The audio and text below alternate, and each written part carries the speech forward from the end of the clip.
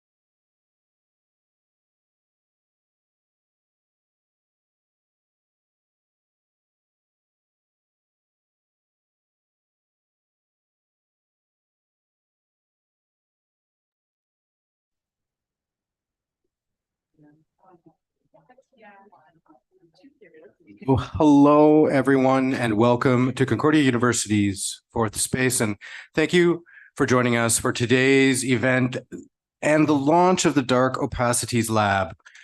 Today's event, Going Dark, Aesthetic Strategies and Anti-Colonial Solidarities. And to help situate you, we are streaming to YouTube live from FourSpace, and we are located here on unceded Indigenous lands in Tiohtià:ke, Montreal.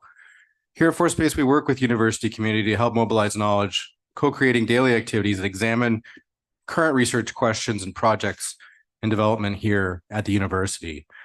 We're running today's event as a live stream Zoom meeting, so we welcome comments, questions via the chat if you're joining us there. But for those of you in the space, just raise your hand and we'll bring a microphone over to you. And with that, it's very much my pleasure to hand it over to the director of the Dark Opacities Lab, Canada Research Chair in Art and Racial Justice, and Assistant Professor in the Department of Art History, Val Beer.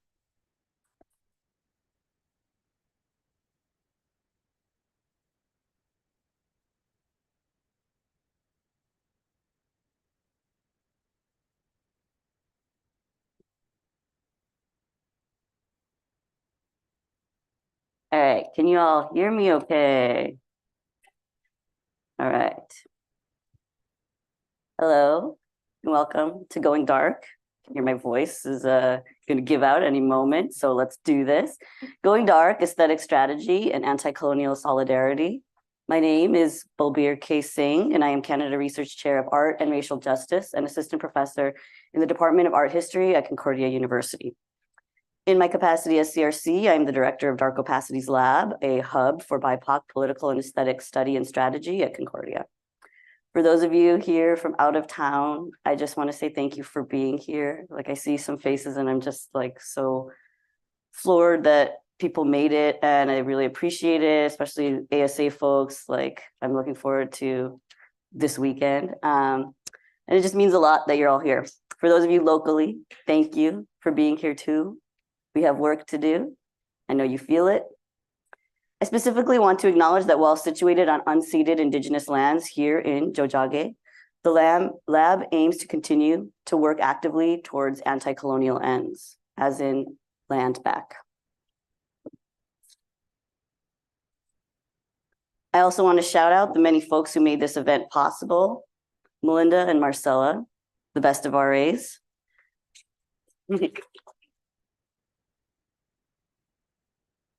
The participants of my PhD seminar on opacity this term that lent their hands and knowledge today.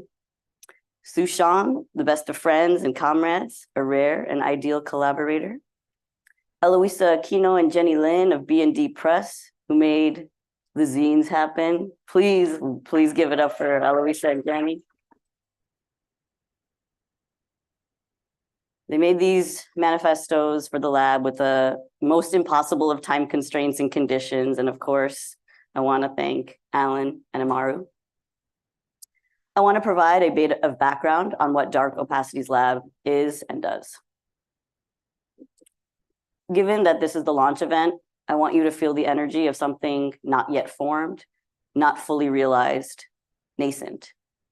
We come together to strategize today, to think together, to prepare accordingly.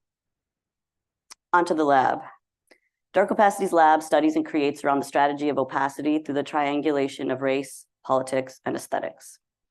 From theorizing around redaction to creative trans of color survival strategies, and these are explicit nods to the speakers here, from historicizing visuality beginning with plantation slavery and interlocking colonialisms to envisioning abolitionist tools working against carceral technologies.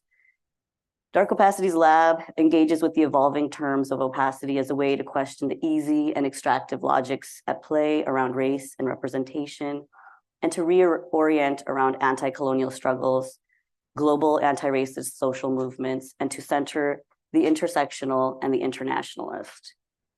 Dark Opacities Lab will exist in 3 dimensions: dark study/studio, a dual purpose community reading room and informal art making space, dark continuum, an interactive digital platform, and dark display in the form of small scale exhibitions by minoritarian artists, theorists, practitioners. Today's event brings together speakers from across Turtle Island under the heading Going Dark. This title has naturally taken on new meaning in the last week. While many of you might be aware of the Guggenheim's show Going Dark that opened a couple of weeks ago, curated by Ashley James and very much driven by a similar spirit and politics of the lab, I want to turn our attention to the only place I can, to Gaza, to Palestine. Last Friday, the Palestinian youth movement posted this image that reads "Gaza goes dark" to announce the cutoff of telecommunications by Israel, which has toggled between off and on since then. The genocide that is happening in Palestine is one that requires an attention not only to our humanity, but to our consciousness, an attention that demands that any real and material forms of decolonization as unconditionally for a free Palestine. Gaza going dark destabilizes opacity and makes it clear that the side of the state has always already had opacity, has always already had secrecy, has always already had privacy, had ways for the people to not have to look, to not have to bear witness. In the case of a settler apartheid state, we have no choice. We must look, we must bear witness, we will never look away, as Monica Trinidad illustrates. For there is too much we already cannot know, cannot gather, cannot see, cannot unsee. For we must not rely on sight, need not rely on sight, and shall not rely on sight. Digital creator Sophia Samara posted this on Instagram on October 23rd. A series of text-based images on what lies beyond sight in Gaza, including dust, noise, decay, waste, flies, insomnia, hunger, helplessness. To offer a kind of way engaging that provides a multi-sensorial account to accompany the tireless documentation by Palestinians and their allies through images and videos. Such accompaniment offers a way of more fully imagining, yes, but also aligning oneself accordingly. This is all to say we dream of a free Palestine, and we accompany such dreams for liberation as they too further enable liberation elsewhere, from Sudan to Kashmir, from the Congo to Turtle Island. These are anti-colonial dreams we study and strategize alongside today and until they are realized. I now very abruptly pivot to note the sequence of things for our time together. In a moment, my friend and comrade Sushan will join me in reading most of the manifesto for you all in darkness. We will then move to introduce the speakers and move on to some prompts for discussion.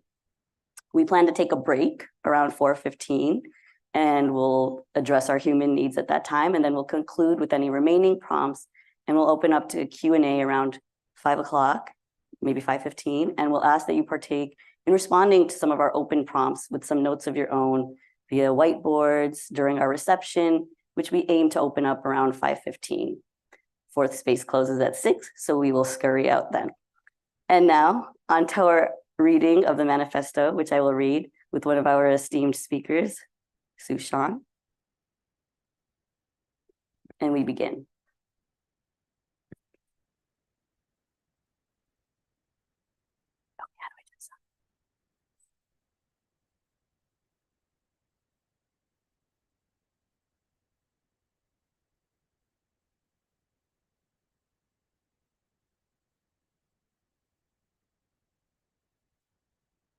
One, how might opacity be an essential method in the evasion of racial and colonial capture?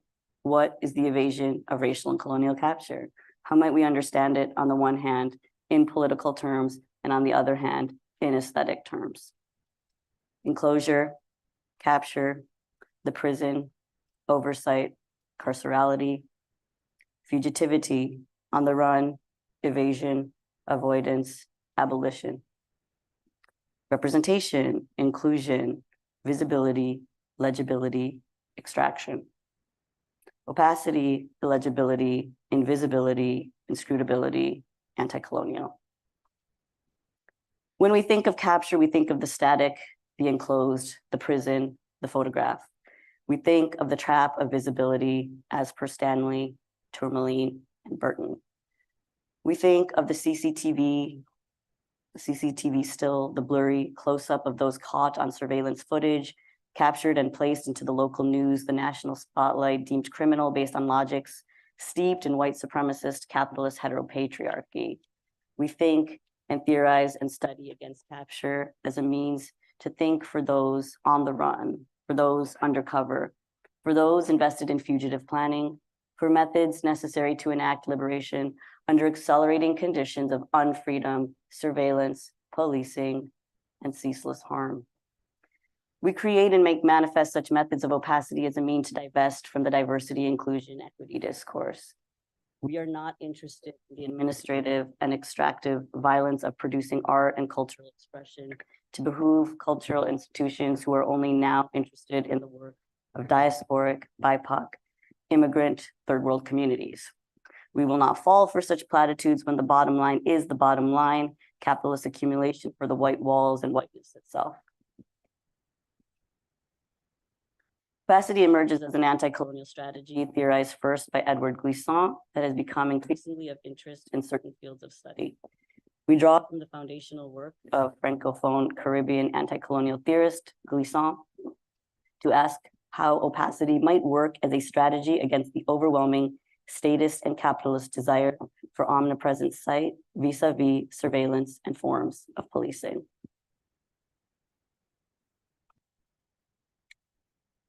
Two, Catherine McKittrick conceptualizes opacity as a rigorous practice of study, wonder, and curiosity that prompts the aesthetic work of affirming life and aliveness as we live through and counter colonial and plantation violence. McKittrick locates Black aesthetics as a site of learning, remembering, imagining, and creating. We emphasize how this definition of aesthetics loosens us from the grips of institutional art discourses of representation, retrieval, or reveal in terms of subjection and oppression.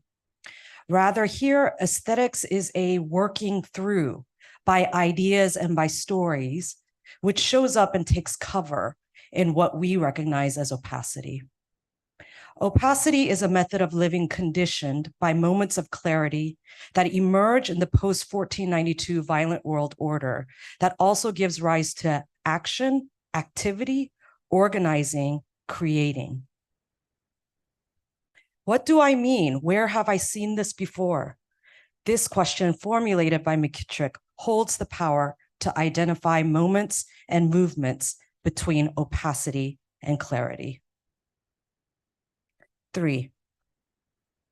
McKittrick's call to opacity draws from the knowledge and skill Veve Clark theorizes as diasporic literacy, a reading practice that investigates and shows how we already do or can illuminate existing and emerging diasporic codes and tempos, stories, narratives, and themes.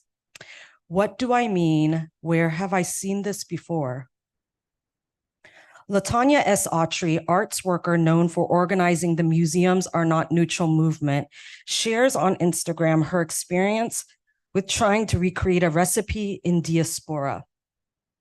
Her experience speaks to the way diasporic literacy flashes between clarity and opacity and back again. She says, I am a child of the African diaspora. Lately, I returned to trying to figure out how my grandmother cooked the sweet potato snack she'd offer me when I hang out with her back when I was just a kiddo in elementary school. I don't know how she made them, but I remember that she would cut them into discs. I have tried to make them only twice, but I have thought about them all my life. This time I boiled them. I pierced the potato with a fork before boiling.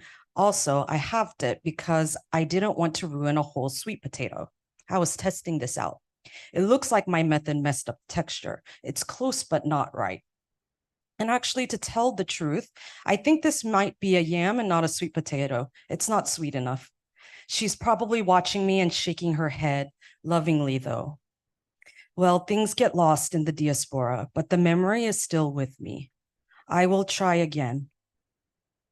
Opacity prompts, activates, and wonders.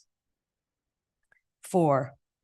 At a Ntozake Shange reading, Cherie Moraga is prompted to remember roots that she knows and does not know. The knowing and non-knowing collide. Moraga describes this collision as a click that results from communing with Shange's work and testifying to that experience with other women of color. Moraga speaks of a letter to Barbara Smith that Shange was speaking a language I knew in the deepest parts of me existed and that I had ignored.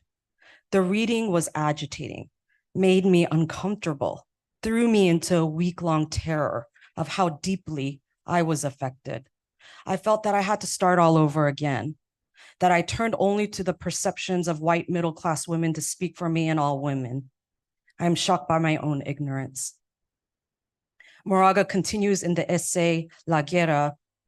It is in looking to the nightmare that the dream is found. There, the survivor emerges to insist on a future, a vision, yes, born out of what is dark and female. The click emerges as a remembering perceived as knowledge. The click enables the perception of the limit of Moraga's knowing, which she experiences in fear, terror, shock. The click only happens in radical connection and collectivity, in embracing the nightmare of internal and interracial perpetuation of colonial, racial, heteropatriarchal violence. We enter the nightmare as source of potential knowledge.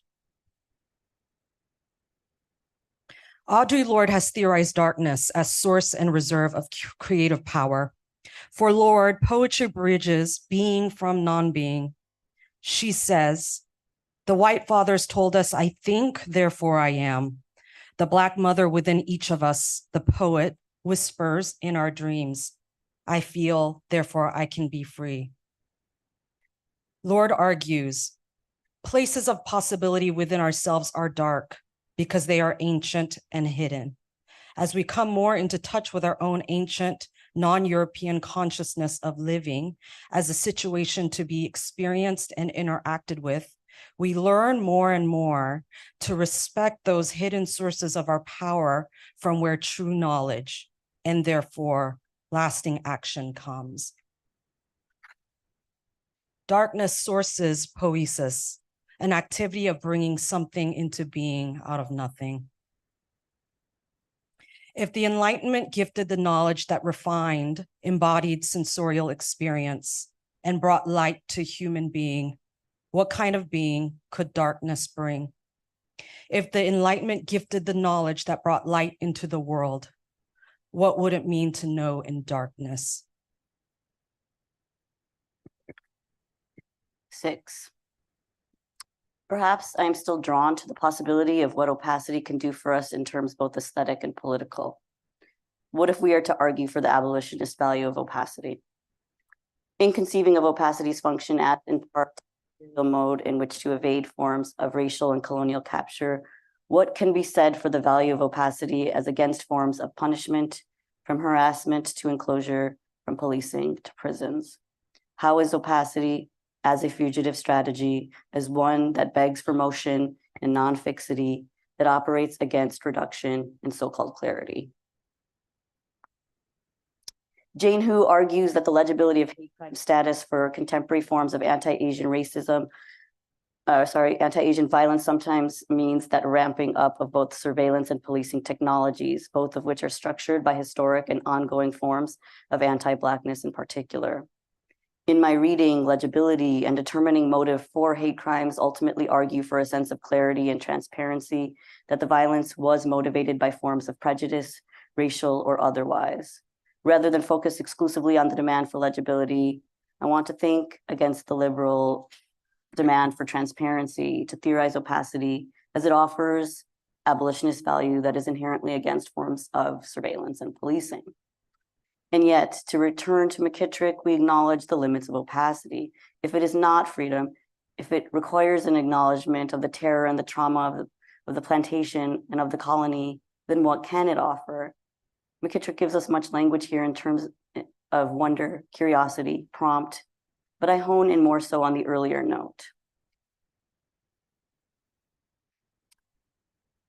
If we are loosened from such aesthetic institutional grammar, is there not the possibility of the opposite existing and positing other ways of making and mattering, of abstraction, non-representation, to not mine our personal and often painful histories against such retrieval, to conceal, keep hidden? As Rita Dove writes, if you can't be free, be a mystery. 7.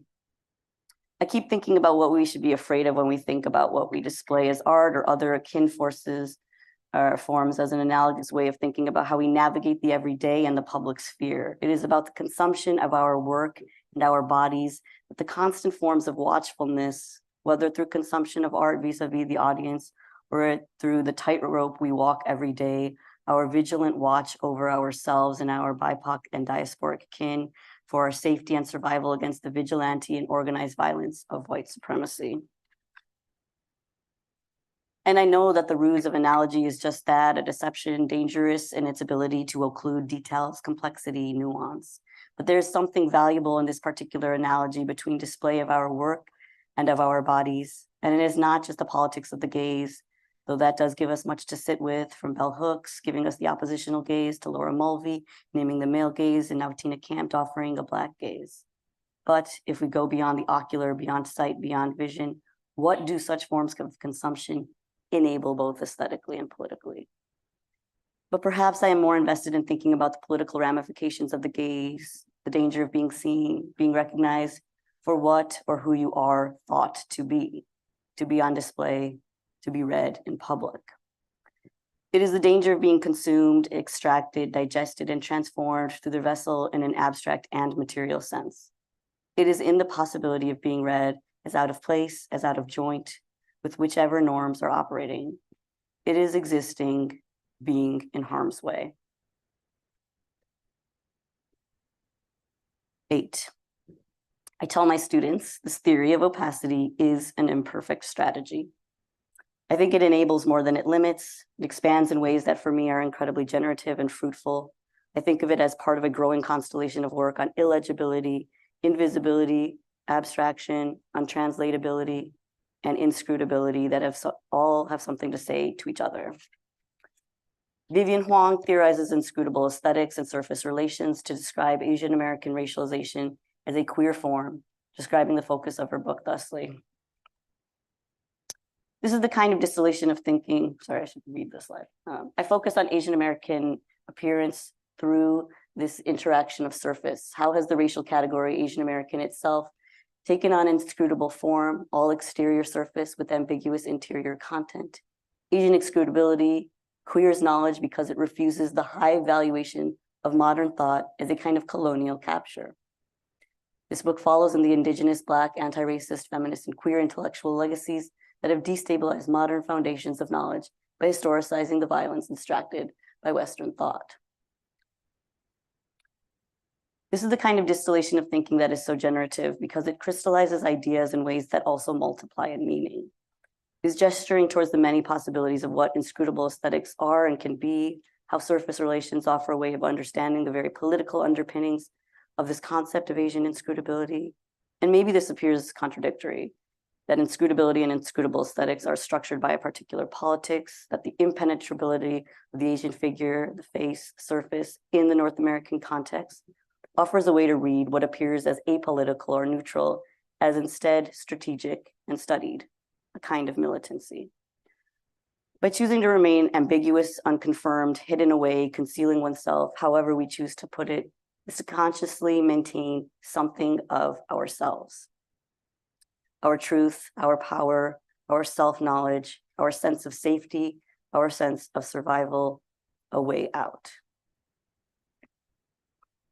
By operating inscrutably, we operate against the overwhelming weight of constant sharing, public life, the public eye, the watchful eye, the surveillance of everyday life, desire to be seen. We operate against the gaze, its consumptive, greedy, ceaseless operation. Your feast has ended, as artists Nep Sidhu, Nicholas Galanin, and Makoyo Ali Barnes have articulated. The gaze is consumption incarnate. It is desire for the ocular to dominate, to nullify other senses. For the feast to end, staying in, remaining in the closet might be better options than the alternative.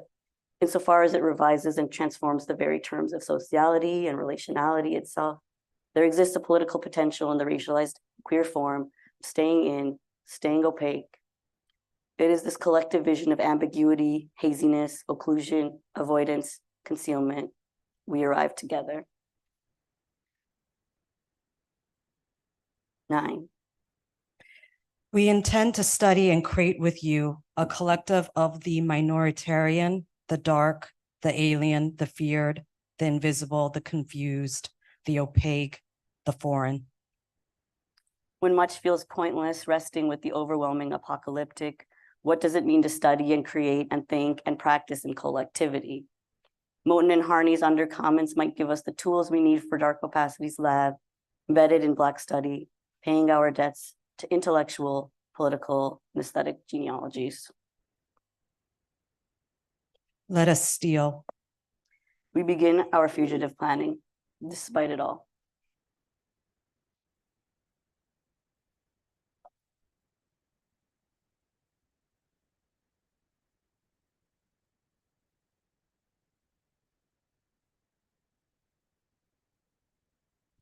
So I now have the distinct pleasure lightness now.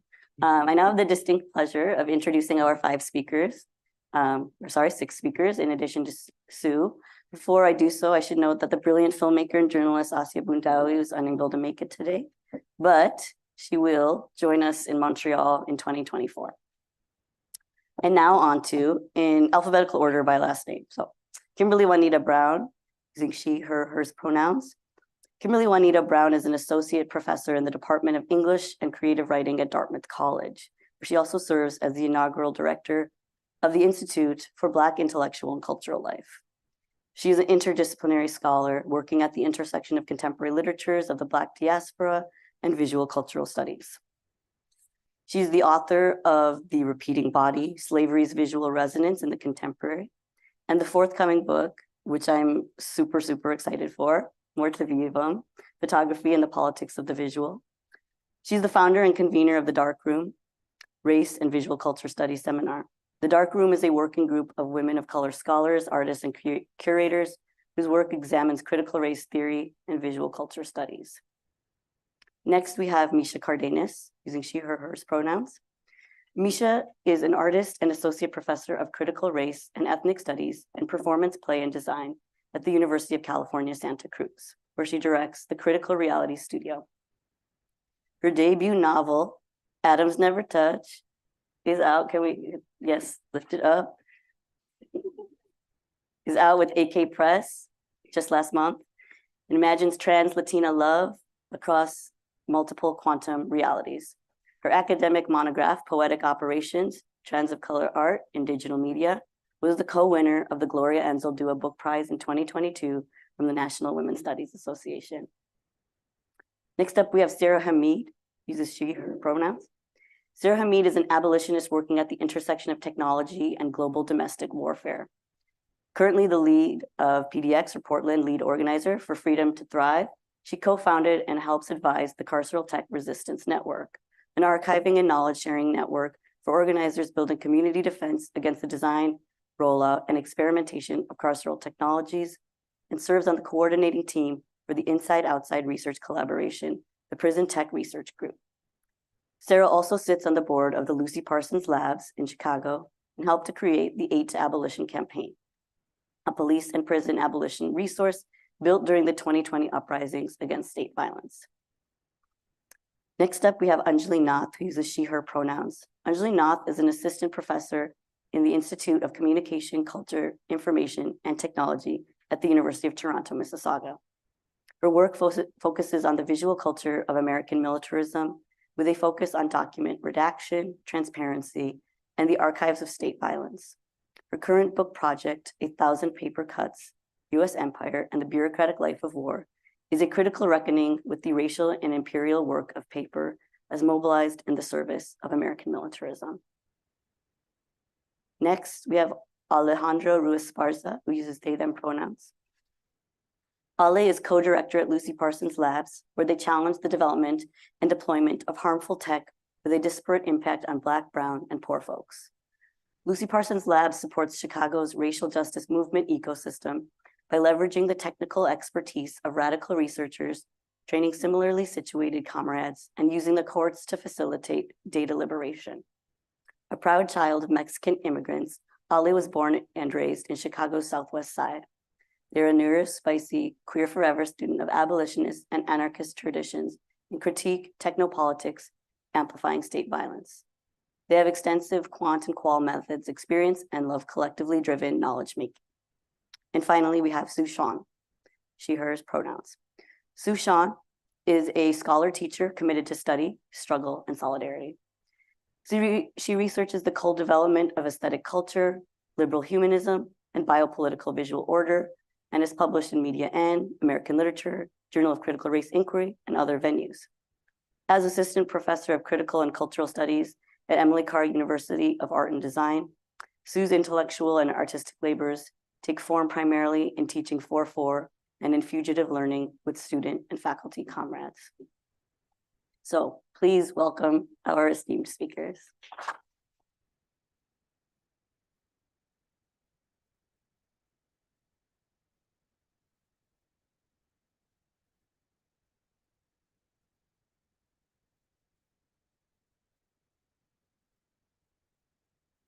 So we are going to turn to moving to kind of a more open forum. We will discuss, we have 5 prompts. We will get to as many as we can.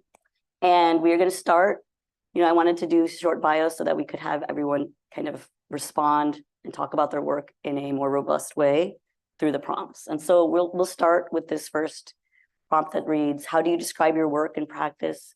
How do you describe what you are fighting for through your work and practice? Who are you struggling for, and with whom are you struggling alongside? So we start there, and maybe we can go in this order if that makes sense. So Anjali.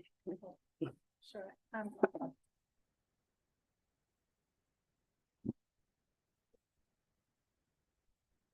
Hi, everyone. My name is Anjali Nath, and I'm a scholar interested in the relationships between the politics of information, American militarism, and imperial expansion. First, I want to extend my thanks to Balbir and the Dark Opacities Lab team, including Melinda and Marcella, and congrats on this inaugural event. I also want to extend my appreciation to everyone here preemptively for affording me grace today. I'm reading comments rather than speaking extemporaneously or from just notes. Like many of you, I'm sure I found it really hard to gather thoughts and words in response to the atrocities that we've seen unfolding in the past few weeks. I'm sharing sort of pre-prepared remarks because the immensity of what is unfolding in real time in these last weeks, these last days, hours, seconds, this actuality really takes my breath away and often really unexpectedly leaves me without words. So I'm reading. And as we're thinking about the role of description, indexing, and the translation of experience, the evidence of things that escape language, I wanted to start with some words published last week by poet Ahmed Al-Mallah in a piece entitled, "The Only Word That Does Not Fail Me Now, Gaza." Words keep on falling in all the statements that we keep crafting.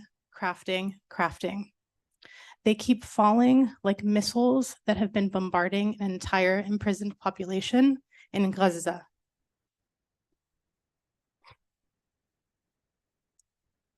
Let's not try to apply logic to the Gaza wound and call ourselves a civilized world. We, the people in the West, I include myself, live far away and theorize about how more than 2.3 million people should act and react as the world fails time and again to recognize their existence as human beings in the largest prison on earth. Gaza, Gaza, Gaza. This is the only word that does not fail me now, Gaza. I want to etch it on every part of my body. All the other words keep failing and falling to my left and my right, a heap of empty gestures. I condemn all language now. That is what I condemn.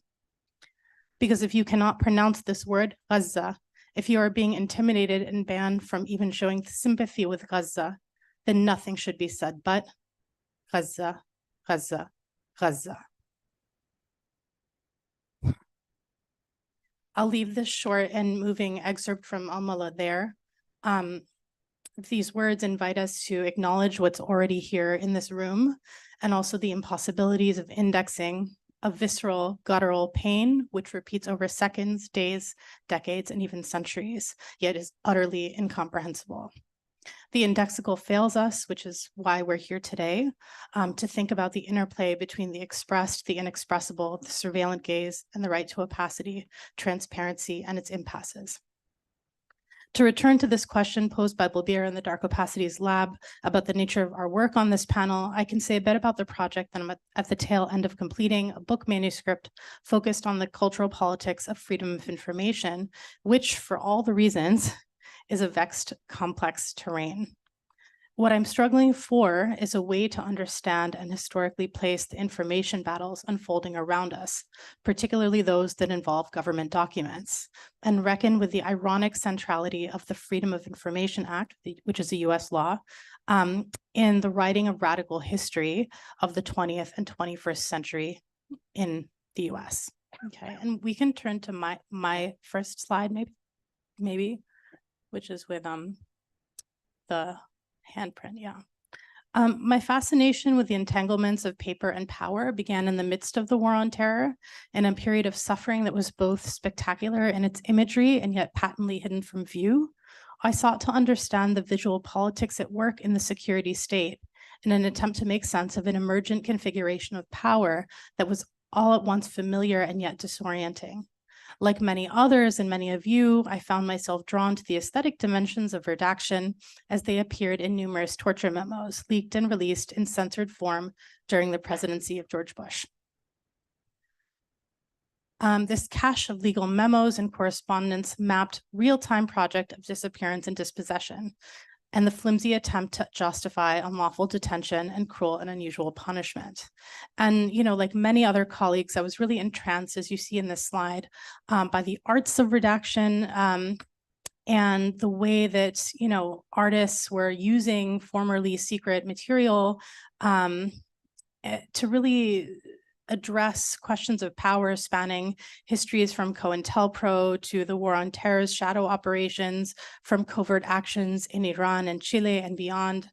And you know, there's really so much fantastic artwork that takes these, like, you know, found objects, that takes these declassified documents and repurposes them to kind of bring interaction and conversation with formerly secret archives, and kind of bring formerly secret archives into the public sphere. So I was very interested in this question. And I think there is a lot of fantastic work in Black studies, ethnic studies, and feminist studies that takes up some of the aesthetic questions in quite beautiful and moving ways.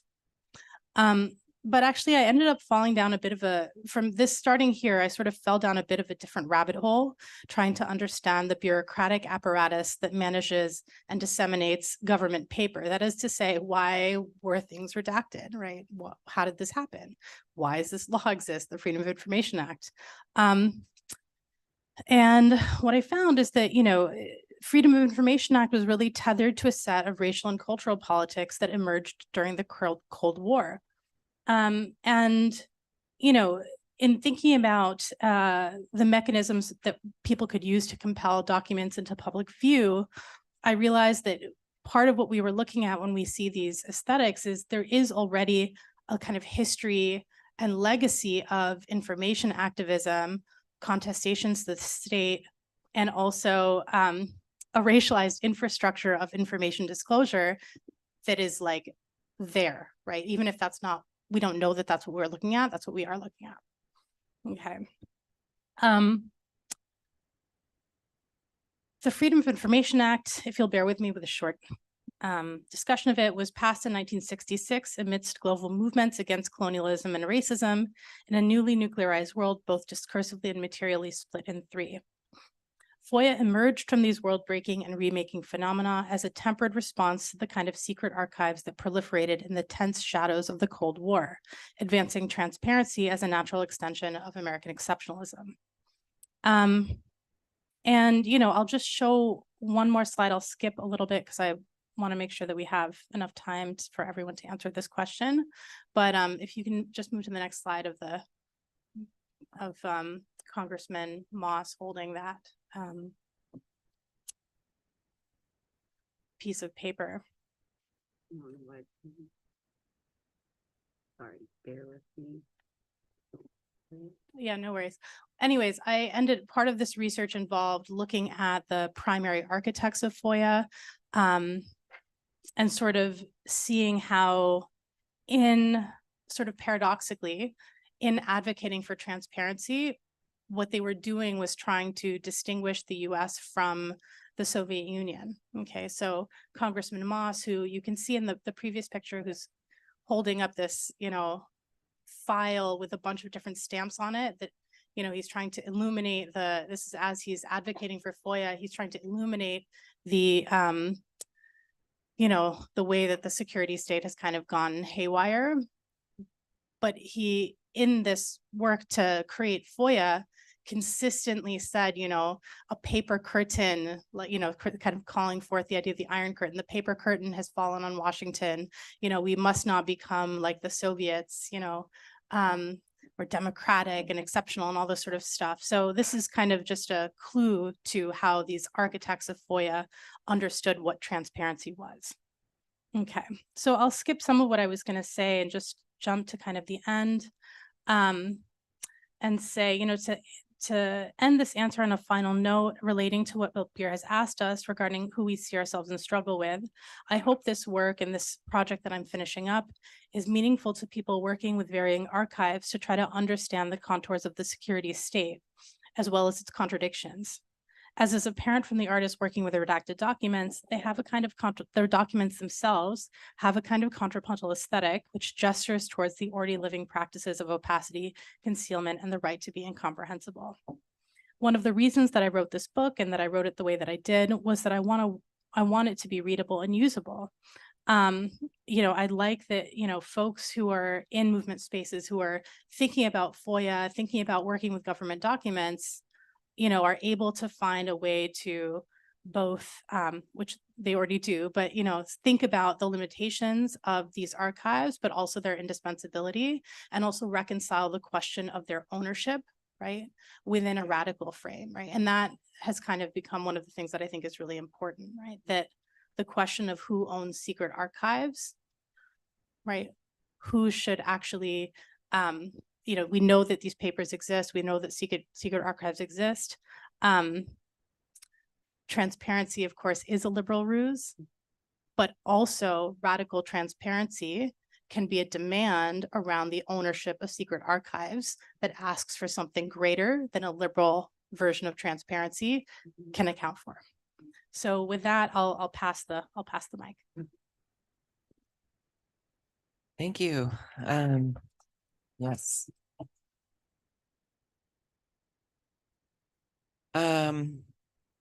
Thank you so much to Balbir and Melinda and everyone at Fourth Space and everyone in the audience for coming. I very much appreciate it. Really honored to be here. I also, I describe myself as an artist theorist, artist/theorist, artist and theorist. So sometimes that is like licensed to be a rowdy, disruptive artist. Sometimes that's licensed to be a highfalutin theoretical person. But I also, I just wanted to bring in some thinking about disability and access. Hopefully Balbir and Fourth Space won't kill me. But I think I just want to say that I am at like maybe 20% capacity today.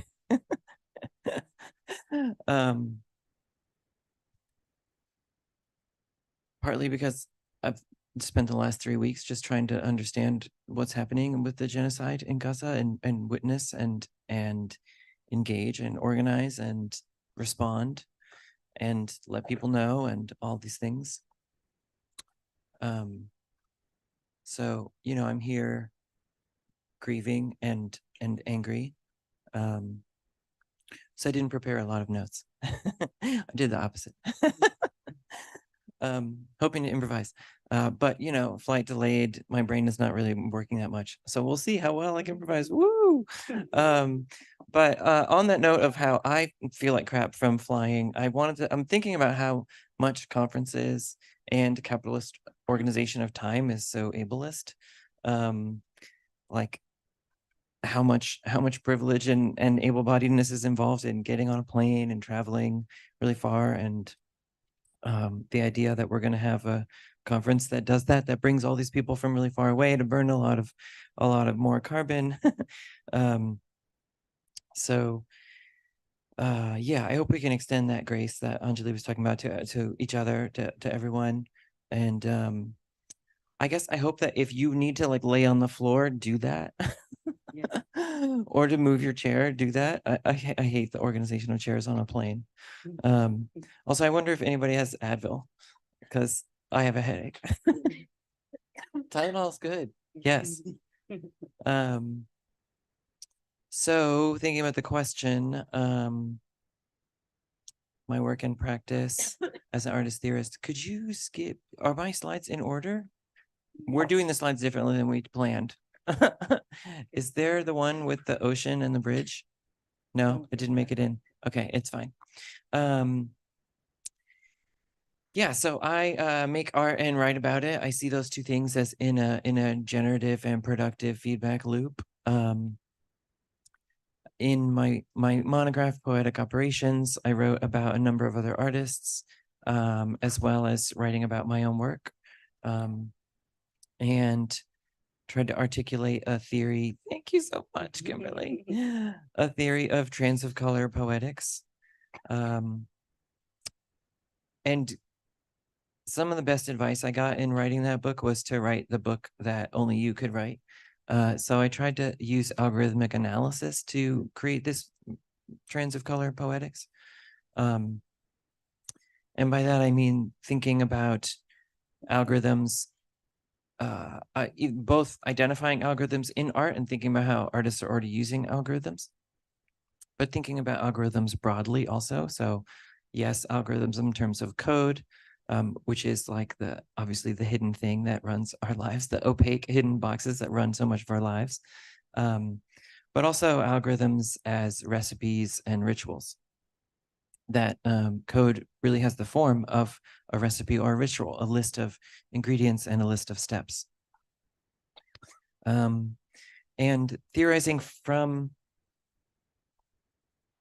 honestly, from my own work, where I was making wearable electronics to build local community safety networks, I proposed 3 operations in trans of color poetics: shifting, cutting, and stitching. And I think the shifting is one that applies a lot to this conversation about opacity. All the ways we shift our appearance or shape or location every day to be safe, to move around. How we shift our appearance to be in an academic space or not.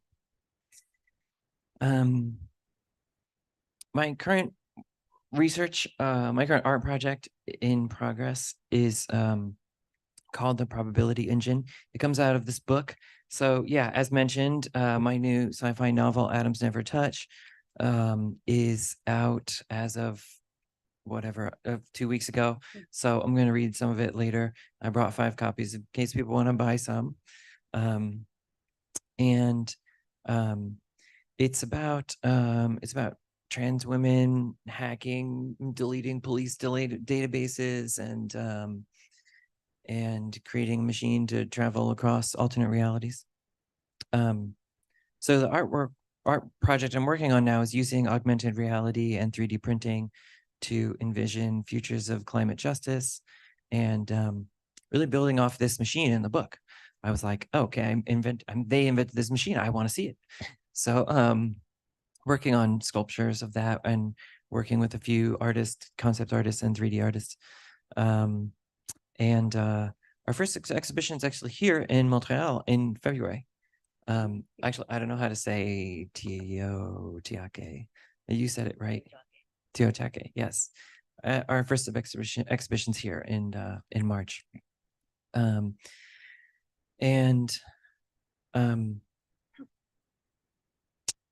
am I struggling for and whom alongside? I mean, I'm often writing and making artwork for other trans women of color, for other trans people. I mean, probably my biggest inspiration was Gloria Anzaldúa, and she said that she wanted her writing to be an actual map for survival, not like a metaphorical one, but for other Chicanas, for other women of color, that she wanted her work to be a map to survival. So I'm often thinking about that and writing for other trans people and trans women of color. But I'm also excited about this event, partly because I am firmly committed to solidarity across borders of race and gender. I think it really benefits the bosses and the owners and neoliberalism to have us all separated into our own little departments, have all the women over here, have all the Black people over here, have all the Asian people in their own department. Never the twain shall meet. So again, following Gloria Anzaldúa and women of color feminism, and thinking about what trans of color poetics might be or trans of color feminism might be, trying to work across those boundaries and realize that we all survive together or not at all. Thanks.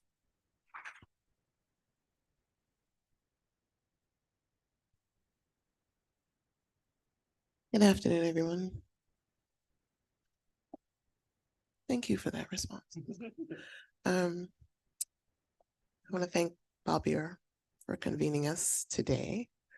I've said this before and I'll say it again here, been kind of speechless, like not able to actually speak about what's been going on, but having definite feelings about what has been going on. I return, as I do usually, to the words of people who say it better than I. And so I'm using my theme for this afternoon is the final lines from Gwendolyn Brooks's poem about Paul Robeson. We are each other's harvests. We are each other's business. We are each other's magnitude and bond. I'm starting with the cover of my forthcoming book for a few reasons. One, it taps into everything that we are discussing today, but also because the difficult work that we do, that a lot of us do in this room, is for ourselves and it's for others, but it's also for the world, right? Morcha Vivum is the book that I've been describing as the trauma. And I'm currently completing a book that goes along with it. It's paired. It's called Black Elegies. And I call that book The Release. So the past 3 weeks, I've been, I'm always under enthusiastic about discussing this book because it is about the graphic nature of the relationship between photography and anti-Blackness, global anti-Blackness. So a large part of the problem is I have to talk about these really graphic images. And then I have to, I'm pleased with the cover. It's Carrie Mae Weems. The image does everything that I need it to do, but no image in the book will look like this one. So I wanted to start with the cover of the book because it had to do all of the things that the book itself cannot do. It had to produce a kind of a figure that evades capture, but is present, so legible, but not fully. It has to be haunting. It has to signal the work that's being done by these mostly documentary photographs that do not give Black people any space to be free and to be free without harm. So that's the space that I'm working in, and that makes it very difficult to see the images coming out of Gaza right now and having to reconcile how necessary it is, on the one hand, to show what's being done, but also to not replicate harm. So these are the things that I have to think about while the book is on its way out. Black Elegies is not yet completed, and I have to think about how I'm going to discuss this work. I also wanted to start with this image because this book wouldn't exist without the relationships and the engagements and the discourses that I formed in the darkroom. It started in 2012 and continues still. So we created a space, and by we, I mean, my true intention was that nobody knew who ran the darkroom. It was supposed to be a secret. But unfortunately, I'm in charge. So I had to do a lot of that work, and then now people know. So the idea was that we called it a super secret girl society. You could only get in if another darkroom member recommended you. That's the deal. That's still the deal. That's still the case. But we kind of paused on admissions for the last like 3 years because of COVID. But within this space, we have everything that we need. We are each other's harvest, but importantly, we give each other what we need in terms of scholarship, in terms of sociality, in terms of interaction. And then the work that we are doing is the work that needs to be done. So I routinely say that it's actually a shock to me over the last 11 now years to interact with random white people about my work. I don't have to do that, and I don't do that. So when I do, I'm always like, oh, I see you have opinions about, okay, I guess, because I have the darkroom, I have a place to go. I have a place to go, and I have a place that that lives because part of the dark opacity of the darkroom is that we are not located in a physical there. So essentially the space, the darkroom follows me, but not really. Like we move between institutions. I'm basically just like the money man behind making sure everything falls into place. But we move because the movement is necessary so that we don't have to worry. There is no, Dartmouth College does not quite know what it is. They don't know what it is, even though they're funding it. And I think that that's the most important part of what we do and how we do it, is that we're not tethered to any institutional structure, but we are tethered to a person who is tethered to an institutional structure.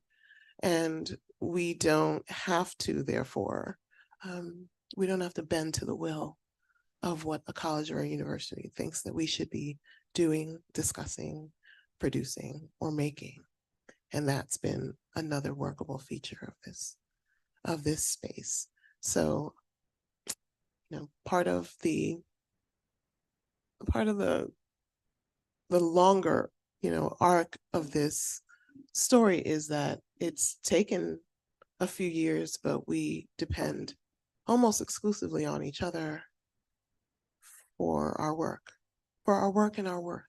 And it isn't tied up in anything outside of that. And that's something that really has helped. So this is a group that I know that if I say I want to have a conversation about what is taking place right now, at the ready, I can have 10 people who are prepared to do that. Like if I text someone and I say, I need you to give a talk on a thing that is connected to this other thing, I have people at the ready who are prepared to do that work because we are our own, you know, audience. And the work is richer because of this. So when I say that I would not have this book, or I would not have been able to complete this book without the darkroom, that is the absolute truth. And I can only hope that something like this exists for all of us somewhere. And tonight is one indication of what that might look like and how we might move forward in that space. I think I'll stop there.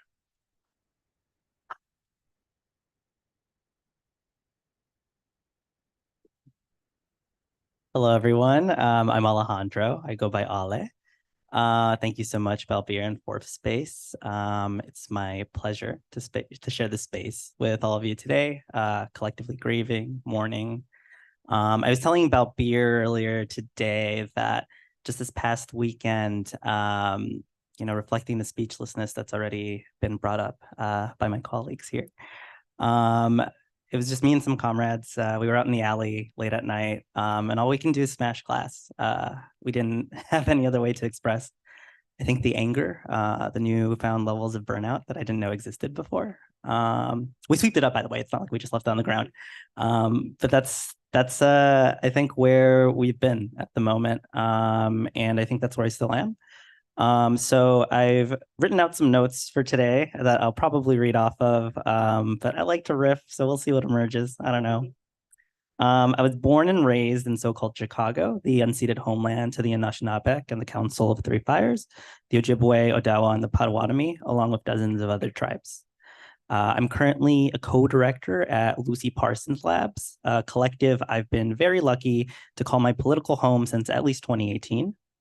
LPL is a collective of transparency activists, data scientists, artists, and others who use abolitionist and anarchist frameworks to approach research, tech, and digital rights. We focus on the role technology, especially carceral and surveillance tech, plays in harming Black, Indigenous, Brown, disabled, and other similarly situated communities, while countering it through a combination of investigation, primarily using the Freedom of Information Act requests and public records requests, education, so frequently doing community teach-ins, for anything from digital security trainings to DDoXing trainings, as well as showing other comrades how to use FOIA as an organizing tool, and targeted litigation. So we have a number of class action lawsuits against the city of Chicago right now, as well as the constant filing of lawsuits against the Chicago Police Department to force the release of records.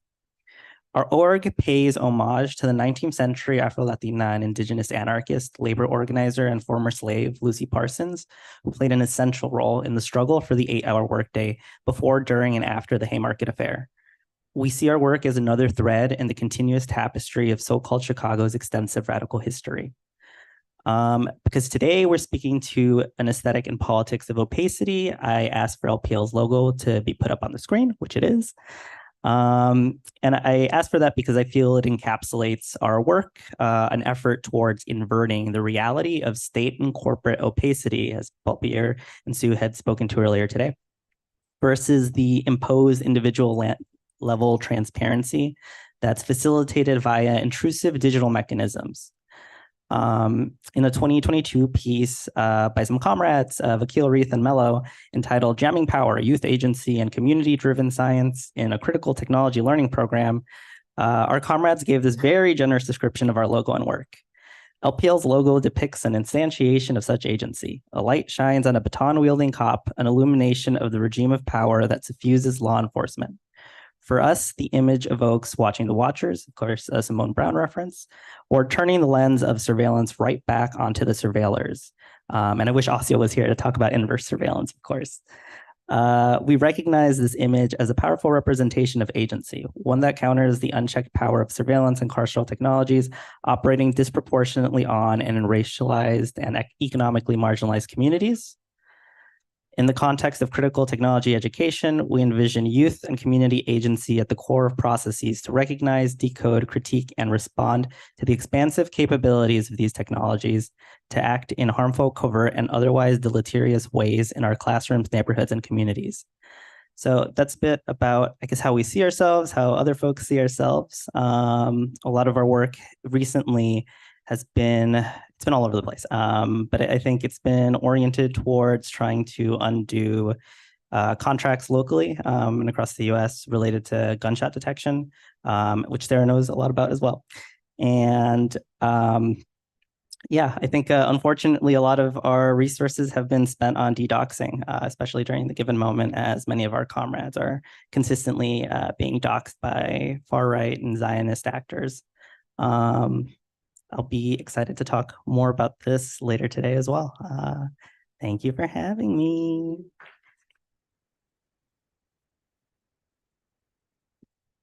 I just love the energy that Ollie brings. I'm just, so yes, extending thank yous all around, especially to the co-panelists, because everyone has been like diligently meeting and like preparing and responding to emails, and I have not.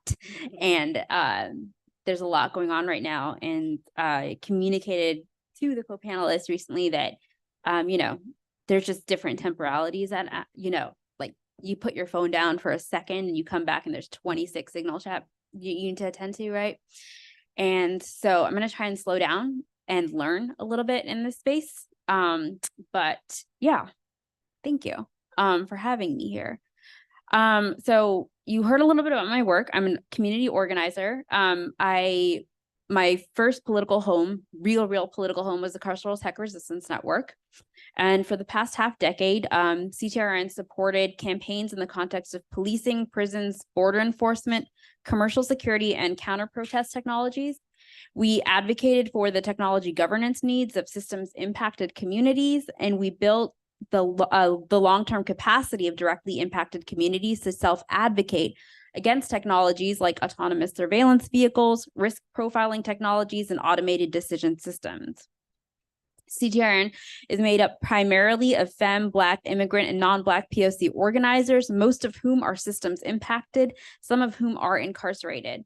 And over the past few years, we've become a really tight-knit cadre of folks who are committed to understanding the political moment in relation to technology and being in deep study together. And that's been a huge focus of our work.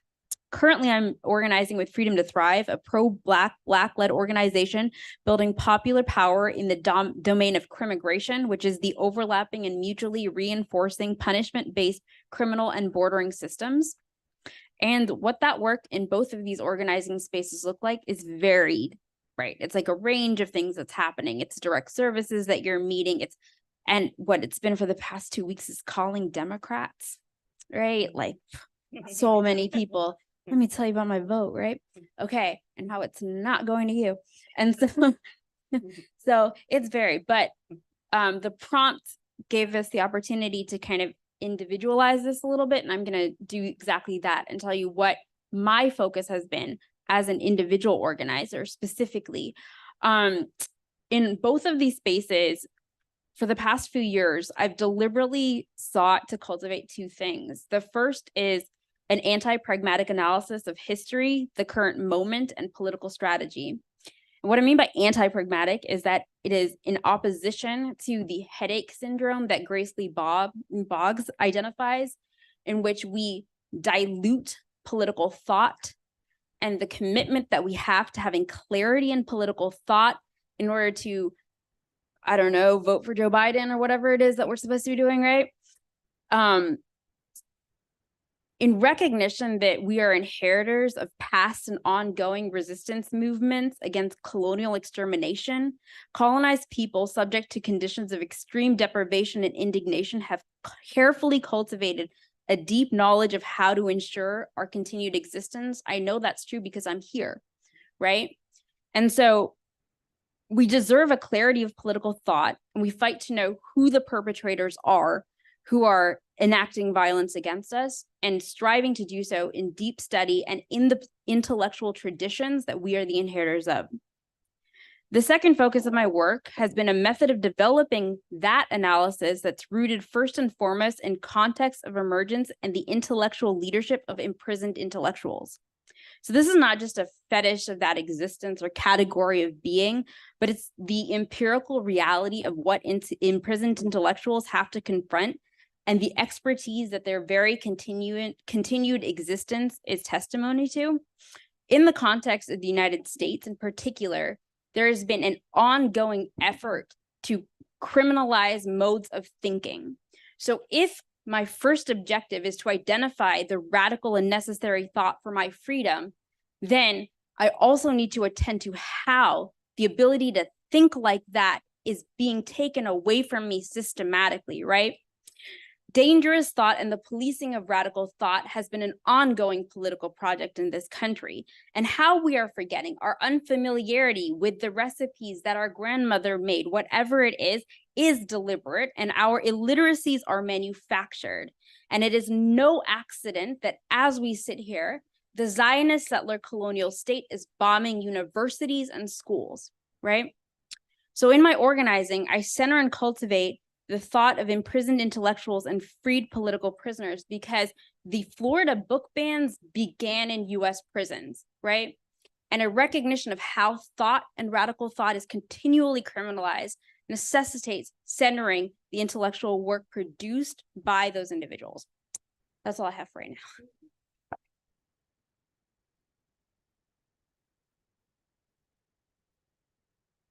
Hey, hi, everyone.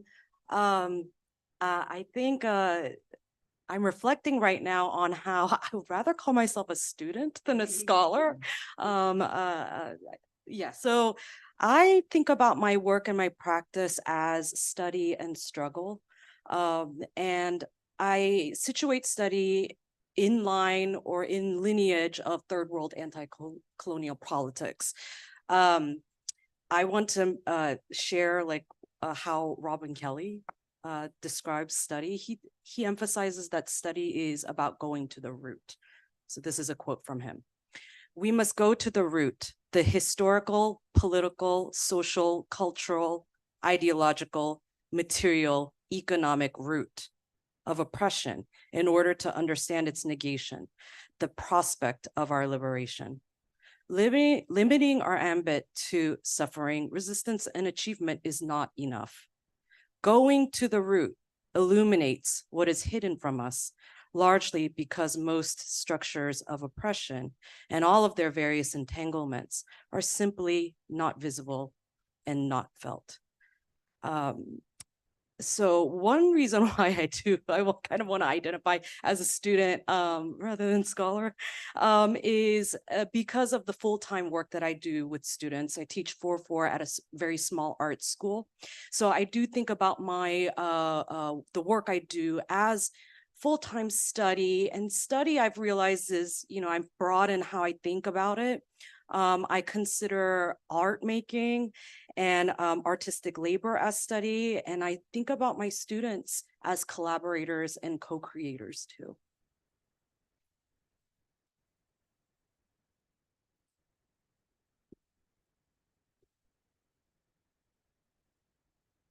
All right, thank you all. So I know that means we've gotten through the first prompt, but I also want to, something Sue and I had been talking about, and she mentioned this, and I want to sort of reiterate this to my wonderful co-panelists and everyone here as well, is that we want to, ultimately, this is approaching each other and everyone in this room with a level of gentleness and really like sitting with that, given how we are having to speak in this particular moment. And with that gentleness in mind, we are going to take a 5-minute break and allow folks to get some coffee, or I'm hoping we'll have coffee here. And if you need to take the bathroom break, and then we will get into our next prompt and we will continue to sort of work with each other. But I do want to give us 5 minutes to just to break up the 3 hours we have together. All right, thanks all.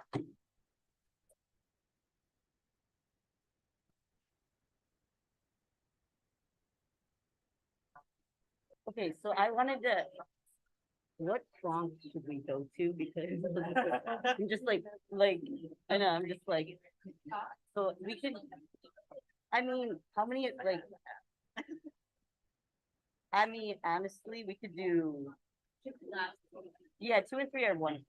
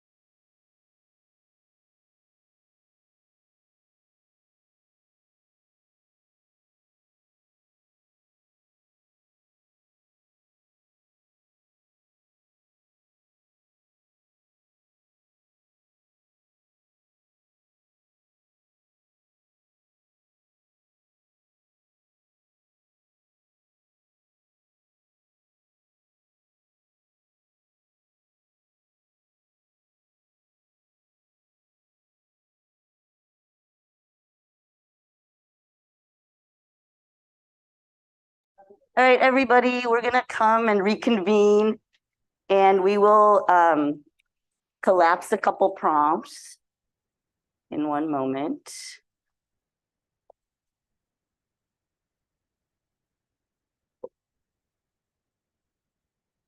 Go through a million prompts. Get that good. And... All right, so we're taking prompt 2 and 3, kind of putting them together into this one giant prompt, and we will likely, after we have responses from folks, we will, given the time, probably open it up for Q&A, and then follow that with some reception food. And so prompt 2 asks, how does opacity show up in your work? Or does it show up in your work? Where is there tension with opacity? What does opacity breed? How might it constellate? What does it conjure? And then we have prompt 3, which is a just giant set of questions. I'm sorry I'm like this. How might we think collectively about the simultaneous aesthetic and political potential of opacity, or perhaps its opposite, or in its dialectical tension with transparency? Where do its possibilities lie? Who theoretically, materially, visually, intellectually, and collectively helps catalyze your thinking around opacity and its adjacent strategies: inscrutability, illegibility, concealment, abstraction, darkness, the obscure, the veiled, the untranslatable. So with that, I will turn it towards maybe Anjali. Just do the order. Thank you, Anjali, for being accommodating.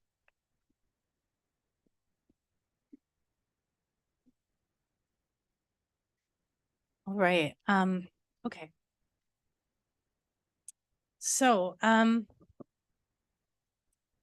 by way of a response to these prompts, I'll speak a little bit about my work and sort of draw from a few examples and thinking about the dialectic of opacity and transparency.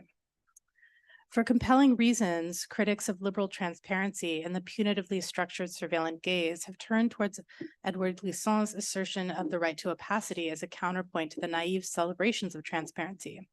As a tool of the state, transparency is but a ruse that endlessly promises a rights-bearing subject, while in reality waging permanent wars and punitively discarding and abusing the lives of most.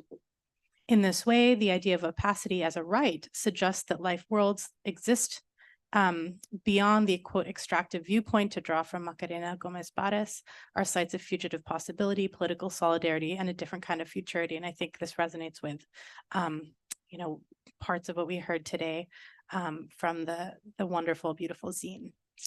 To be sure, the political and aesthetic interventions through a frame that disavows transparency are delightfully plenty. And I think some of the examples that we looked at before really illustrate this. My arguments, while somewhat distinct from this line of critique, run parallel to it. In suggesting an intellectual and aesthetic approach to transparency, my work seeks not to salvage it from liberal forms of governmentality, but rather locate it within a contested political terrain. As the history of left activism and organizing demonstrates, the seizure and reappropriation of government documents for various political ends has been a common theme from the Egyptian Revolution of 2011 to struggles over land in contemporary Paraguay. Indeed, is there a revolution? Is there a state without papers, a law without documents, a revolution without the seizure of files, a modern military without secrets?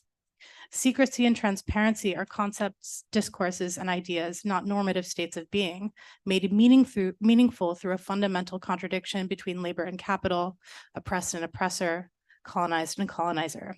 I understand paper, and government paper in particular, as a material battleground that emerges from such antagonisms. One of the aspects of my research looks at how transparency activists in this period from about 1974 through about 1983 sought to make what was then a sort of newly amended FOIA into a tool that could challenge state repression. And it's a really interesting period because, FOIA had been passed in the 60s, was like, nobody really knew. Everyone was like, okay, we got it. No one really knew what it was going to do. And so, from like 66 to 74, there was a lot of, it was like a little bit of a free-for-all. And then it gets amended in 74, 74 through 83. A lot of people in this period in which, you know, state repression was really coming to light in the US and abroad, in which people were starting to get clarity about the extent of CIA activities throughout the world.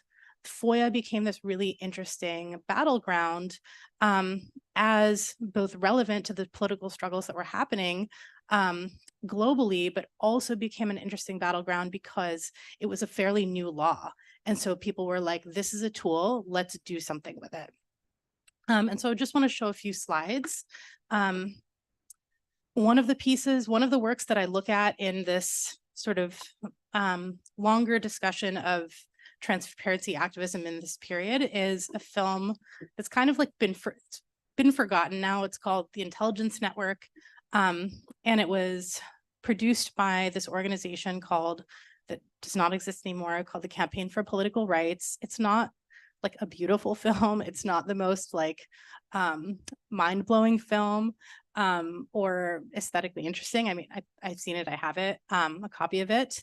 But the film is a really interesting document that illustrates the terms of transparency activism and how these politics were, and these questions were circulating in the left.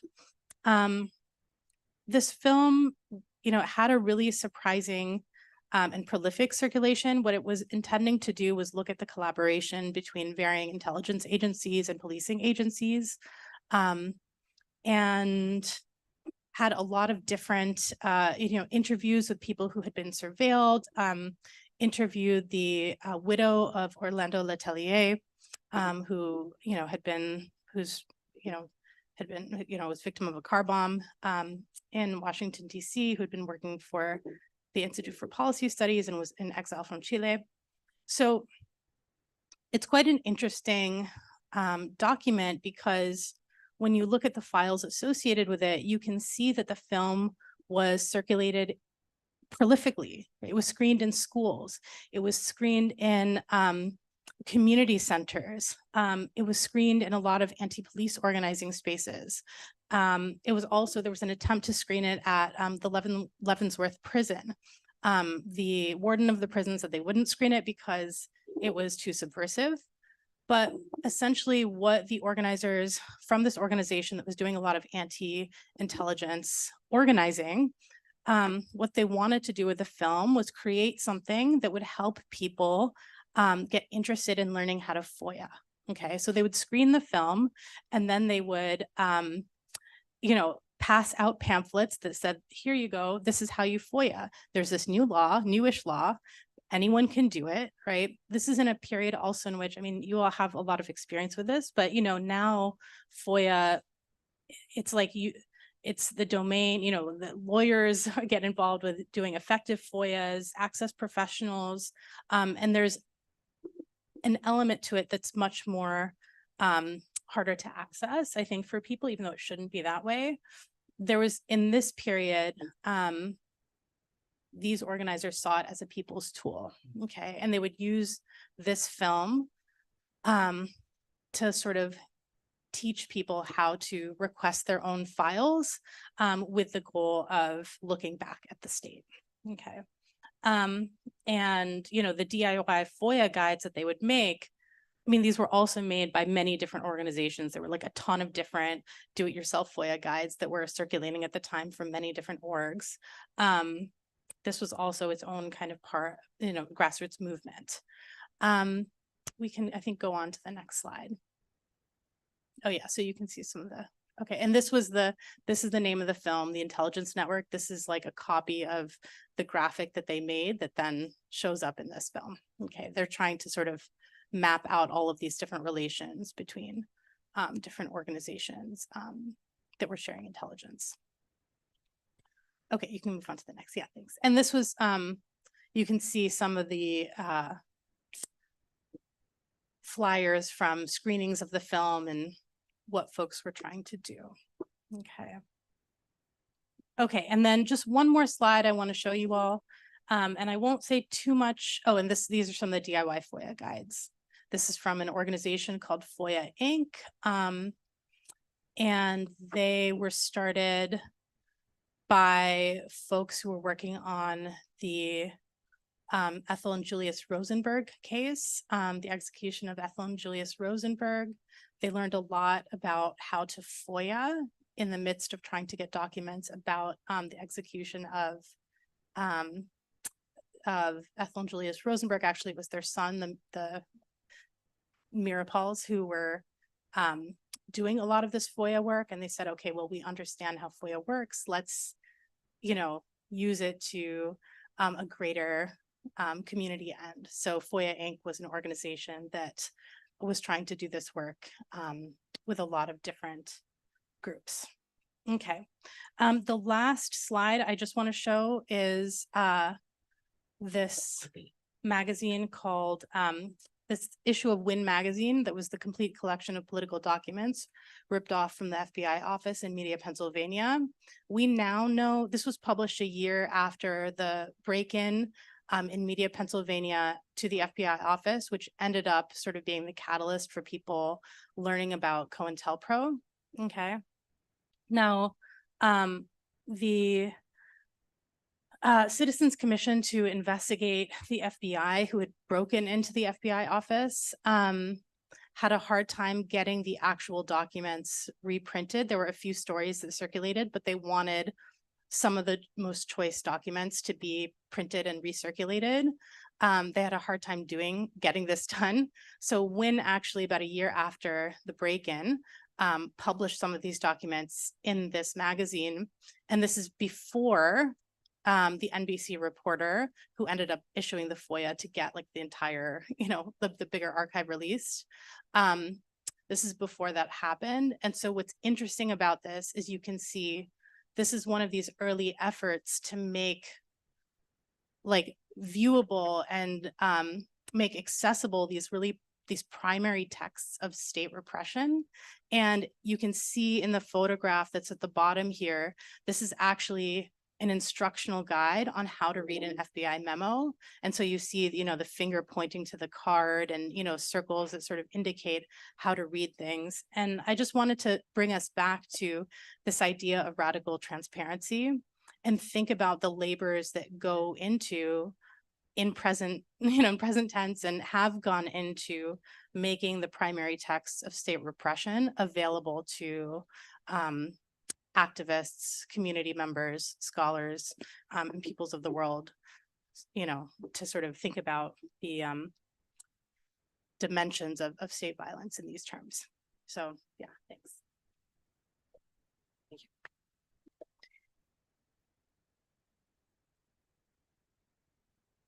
Okay,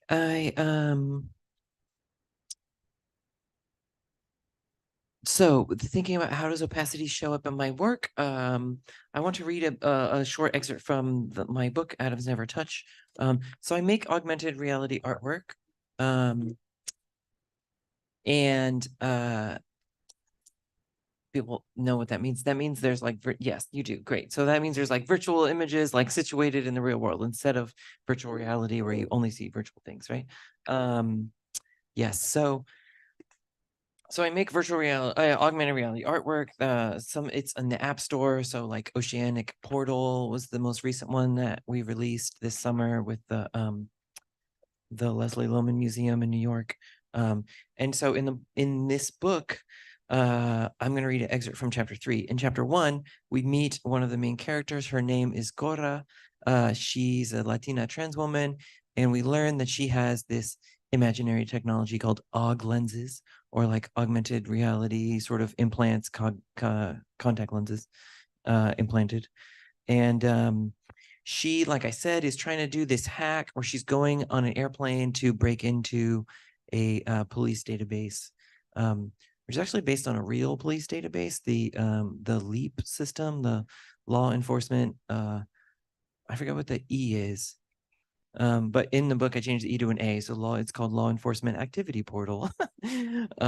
And in this scenario, she's like, oh, well, obviously, if there's this one interface for all these databases, I could just break into them through that one interface. That real database, the LEEP database, was actually used against our students at UCSC when they were on strike. So the multiple police and federal agencies trying to stop the strike at UCSC were using the LEAP. So yeah, okay, so here we go. So she's in the airport, and I'm gonna read some of this part where she's walking through the airport. Leaving the bathroom, Cora took her backpack and rolling carry-on and headed toward the gate. We're getting, yes, a scene of a trans Latina woman in an airport. She began to feel fear weighing on her chest. She knew that going back to Bogota, Colombia would involve extra security screenings, but that was where she wanted to end up if she was going to have to go underground. Also, she knew that a long flight across that many latitude lines would require the plane's Wi-Fi connection to change satellites multiple times, making her even less trackable. She wasn't fully aware of it, but her breathing was becoming shallower. All the muscles in her chest and upper back were tightening. Her gait shifted too, her steps becoming slightly smaller than usual as she walked up to the TSA checkpoint at the entry to gate C39 for the flight to Bogota. She always held fear in her chest and in her lower torso, in her lower abs, glutes, and adductors, the places where she had been harmed the most. Years of therapy had helped her know this, had started to release those muscles, but in times like these, her amygdala flooded her body with cortisol and norepinephrine, a response that started with childhood trauma and was later ingrained through assault. Bags through the scanner, take off all metal items, place your items in a bin, said the female transportation security agent. She was a Korean woman, probably in her late 20s. She gave instructions to Cora with a lack of enthusiasm that spoke of her own disdain for the job she was doing, or maybe just the boredom of the monotonous repetition. Cora couldn't muster anger at her. She knew that jobs were scarce and people of color are often made to do the work of structural racism through economic coercion. You have to make a living, even if it means carrying out the physical labor of injustice in a country that just voted for Islamophobia, xenophobia, and racism in the form of a president who'd announced he planned to do all he could to keep Muslim, Latinx, and Haitian immigrants from entering the country. Cora took off her coat, put her bag containing her laptop on the belt, and glanced at the white male TSA agent sitting next to the scanner, poring over its readings that only he could see in his AUG lenses. He was dutiful, attentive, like he believed in what he was doing. I'm gonna skip forward a little bit here, skip around a little bit. While multi-scanners were standard across airports, she knew at this gate going to Colombia agents were focused on looking for drugs. And that wasn't what worried her. She didn't have drugs on her, only malicious code. She watched her bag slide into the multi-scanner. Multi-scanner was the product of a profitable collaboration between law enforcement and information technology companies. It was capable of x-raying bags that passed through and conducted digital x-rays or DX-rays that read the information on any device stored inside. The TSA had mandated that laptops taken aboard planes had to be compliant with the NFC wireless DX-ray standard that facilitated quick analysis of the data they contained. In recent years, these industries found a way to profit off of looking like they were stopping the passage of digital contraband. They claimed to have the capacity to identify munitions-grade encryption, illegal forms of pornography, and pirated copies of copyrighted media. So I tried to write this as a kind of trans-genre book. There's 3 main characters, and they have different kinds of sci-fi. So Cora's story is more like hard sci-fi. There's more talk about what hardware she's using, what software she's using, how did she write the code, how did she sneak the code in. Another character, Ria, is more like slipstream or transreal sci-fi. It's more like everyday reality, but something slightly different, that it's in a different reality. And then the third character is more like science fantasy, so there's like magic in the way she does the hacking. But I wanted to read, yes, this part, right, okay. Cora stepped into place. The agent had only to look at her to scan her for boarding. As the agent's eyes rested on Cora, she looked at the agent and tried to smile. Her mind quickly traveled over the subtle modifications to her body that were the results of her gender confirmation surgery. In addition to the more traditional changes to the body to match one's desired gender characteristics, doctors had developed a way to allow trans people to register digitally as their chosen gender, given the ubiquity of gender detection algorithms. Medical researchers worked with computer science researchers to understand algorithms that calculated gender in aug lenses on social media and in surveillance systems. These gender analysis algorithms relied on a series of checks that set flags, variables used to count the number of characteristics that matched coded gender standards. A few tiny imperfections could be added to the skin that were invisible to the naked eye, but were visible to charge-coupled devices, CCDs, or the retinas of digital cameras. Using a fine laser, the surgeon introduced tiny incisions that, when healed, became indentations that introduced the slightest amount of shadow. These new minuscule shadows were placed in important locations for the algorithmic analysis of gender on the border zones between major bodily features, like between shoulders and collarbone. If enough ambiguity or error was introduced into the evaluation of the first flag, such as jaw shape, then that error was incorporated as a heuristic into the evaluation of the next flag. The error carried through and accumulated. As the algorithm moved on to evaluate the shape of a person's shoulders as male or female, the previous calculation of jaw shape had enough ambiguity, the shoulder calculation could be affected. Through this cascade of errors introduced at certain points in the algorithm, resulting gender outcome could be modified. By doing so, trans people could be assured that not only did their physical anatomy match their felt sense of gender, but the scanners they pass through on a daily basis to validate their identity for security cameras, legal identification, and even when paying for their groceries at the store would register their gender in congruence with their legal documents and allow them to continue daily life unimpeded. Okay, there's a little excerpt. So, yeah, so for the second question, I'm thinking about opacity and simultaneous aesthetic and political potential of opacity. Yeah, I mean, certainly a lot of my thinking about opacity is from Glissant, like you said, and Glissant, I think, grounds opacity in the colonial encounter. So in the moment the colonizer encounters colonized people and the absolute right of people being colonized to refuse and to say, no, I refuse your demand for transparency. I refuse to be known, categorized, and occupied. So, of course, that should make us think of Gaza and their right to refuse the occupation. I'm also thinking of lots of artists here. So an artist I wrote about in Poetic Operations extensively is Giuseppe Camposano. Could you show that slide of the pink ID? Yeah.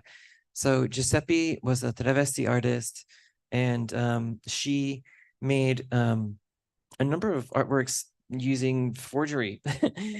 So this is basically a forged passport or a forged Documento Nacional de Identidad, or national identity document, is the Peruvian document that everyone's required to have. It's like what the US is coming out with a real ID.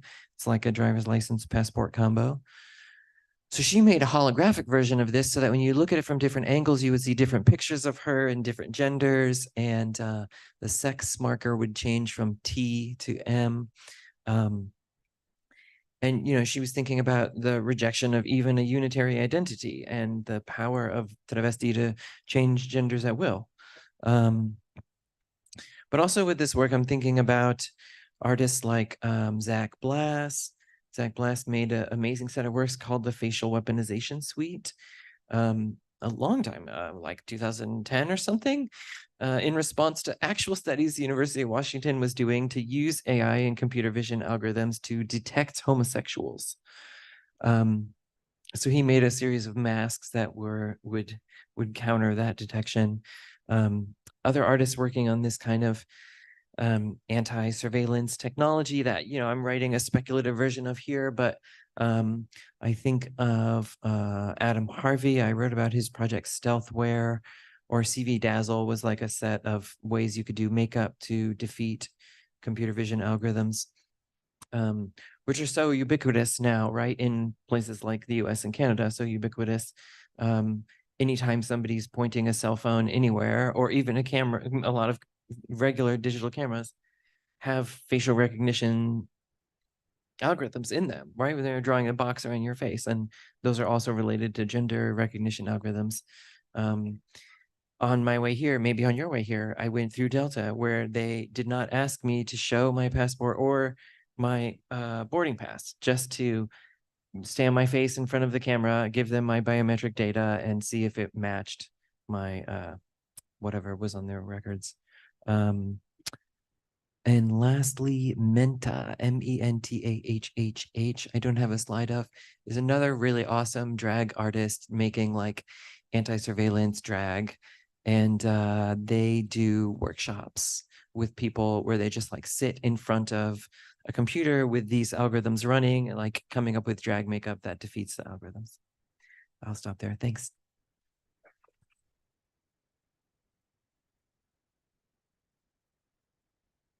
I don't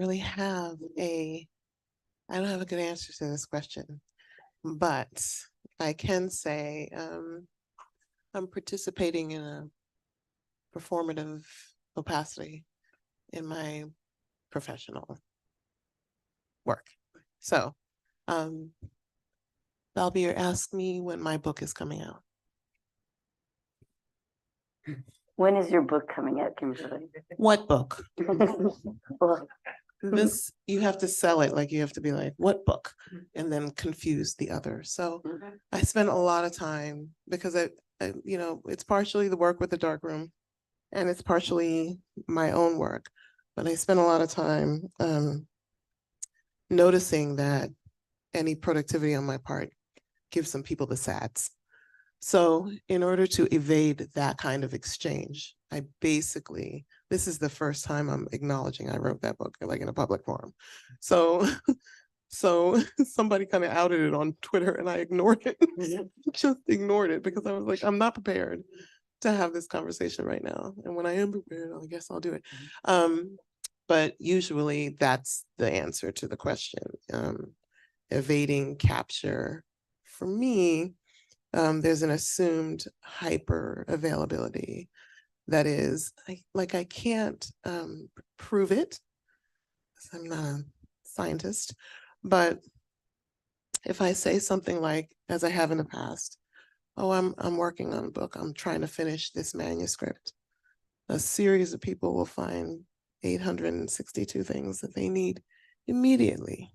So there's just no way for me to articulate what I'm doing and actually do the thing. So, you know, when I think about dark spaces and I think about the dark room and I think about what can be created there, that is mostly because it is outside of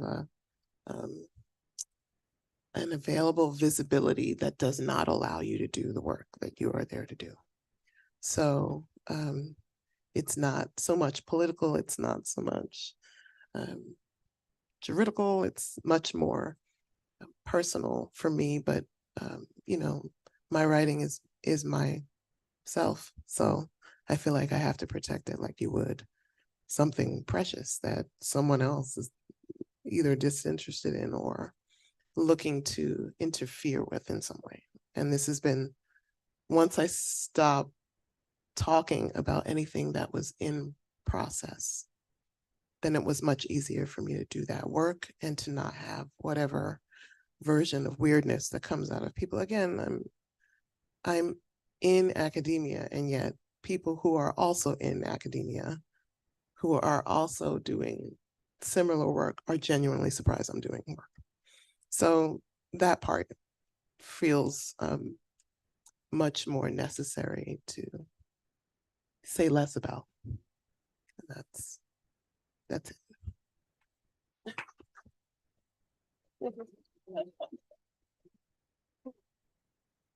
I'm gonna try to squeeze prompt 4 into 2 and 3 as well. Why not? Because that's what I wrote on. That's what I've got. But I do want to say that I think the way opacity, however it's pronounced, shows up in our work, it's in numerous ways. I think I made reference to dedoxing a little earlier. For us, that can mean a few things. Oftentimes it means helping individuals or organizers suppress information from data brokers. It means filing DMCA takedown requests to remove pictures from the internet, from the ClearNet. And I think it's a question of restoring the right to opacity to the individual. It's usually a temporary action, unfortunately, because this sort of information reconstitutes itself online very quickly. But I think it's in and of itself, it's sort of a survival mechanism that we try to interact with to contribute. And the other end of things, transparency or visibility, I think part of our work is really oriented around tearing away at the secrecy from statist and corporatist, actions and so forth, while also making clear that our sites of struggle are interconnected, which is why I'm talking about prompt 4 about internationalism, because we see repression emergent from these complex networks of state and corporate interaction, not really just these singular actors doing like singular acts of bullshit. It's much more expansive than that. I think the reality is that our struggles are inherently internationalist. They require those sorts of frameworks and levels of analyses, because what we see now, from migrant databases to digital tracking to facial recognition software, data exchanges between state and corporate actors, license plate readers, gunshot detection, and so many other digitally powered tools that destroy our notions of autonomy and our freedom of movement, are byproducts of neocolonial regimes. They're calculated weapons deployed against people in the global South, historically marginalized and systems impacted communities, subalternized peoples. Our struggles are linked, and the state corporate nexus is really the scary semi-decentralized hydra that's wrapped around the totality of the globe. I have a few images on display up there, some of which are kind of hard to read because I was like, I'm going to put them all on one canvas slide. But I'll read them out myself.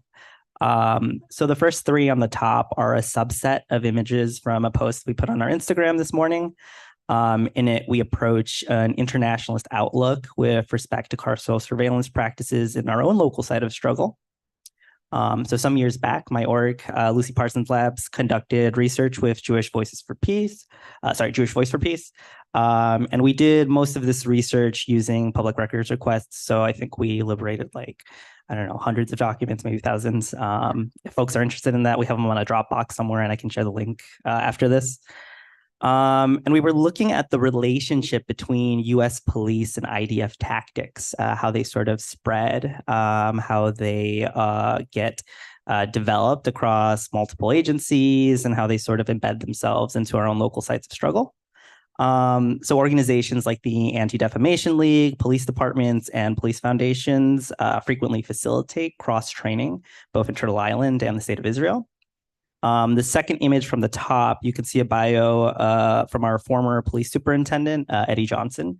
And this was pulled from a 2015 training, materials. An explicit goal of this program beyond sharing military and surveillance tactics is actually in spreading ideology. So it's in spreading the ideology of Zionism. From our documents and also just from records from that time, we saw that the ADL regional director in 2015, David Friedman, said that this is about, the impact of the delegation. They said they come back and they are Zionists. That was really a main part of the program. Beyond ideology, of course, they bring back very real military tactics to suppress dissent. It can involve things like the use of kettling to contain protests. We saw that a lot in Chicago in 2020, or the development of very comprehensive surveillance networks. There's a similar program based in Georgia called the Georgia International Law Enforcement Exchange that's facilitated by the Atlanta Police Foundation and Israeli occupying forces. Like in Chicago, this program sends Atlanta police officers to Israel and brings in Israeli officers. As a direct result of these exchanges, Atlanta's own extensive surveillance dragnet was modeled after that of Israel. And Israel modeled its own investments into public-private camera networks off of what Atlanta had. The public-private partnerships are unfortunately pretty popular in so-called US. So sites of struggles like the fight to stop Cop City and the Weelaunee Forest are just some efforts at further preventing militarization of urban police, and also just the sort of tearing away of the right to opacity from individuals. It's nothing new, of course. It's just political and economic violence as usual. And in the first two images on the bottom, I placed screenshots of descriptions from an art exhibit that some comrades put on in Chicago. It was called Remaking the Exceptional: Tea, Torture, and Reparations, Chicago to Guantanamo, which really left an impression on me. That's not LPL work necessarily, but it's some of our comrades that wanted to plug it. And so I'll just read the text from my phone, so please bear with me. In 2002, following the start of the global war on terror, the United States established an extra-legal military prison at Guantanamo Bay Naval Base, Cuba. The location was chosen to intentionally avoid U.S. and international law. Since it has been the site of major human rights violations, such as holding people for indefinite periods of time without trial, subjecting them to extreme interrogation methods, torture, and even death. Extra-legal imprisonment and torture at Guantanamo is also directly connected to the Chicago Police Department through Detective and Navy Reserves Lieutenant Richard Zuley. After years of subjecting poor Black and brown Chicagoans to torture, Zuley oversaw torture at Guantanamo from 2002 to 2004. But this was not the first time the violence of wars abroad have come home to Chicago. Under the direction of police commander and Vietnam veteran John Burge, police subjected hundreds of predominantly Black men and women to torture between 1972 and 1991. So if folks follow news from the region, this happened in what are called black sites, a few of which are still open. I actually grew up really close to one. In 2015, after years of activism by torture survivors, mothers, artists, educators, and attorneys, Chicago passed the first tangible reparations for racially motivated police violence in the United States. Inspired by this victory, Remaking the Exceptional celebrates the history of local and global movements for reparations.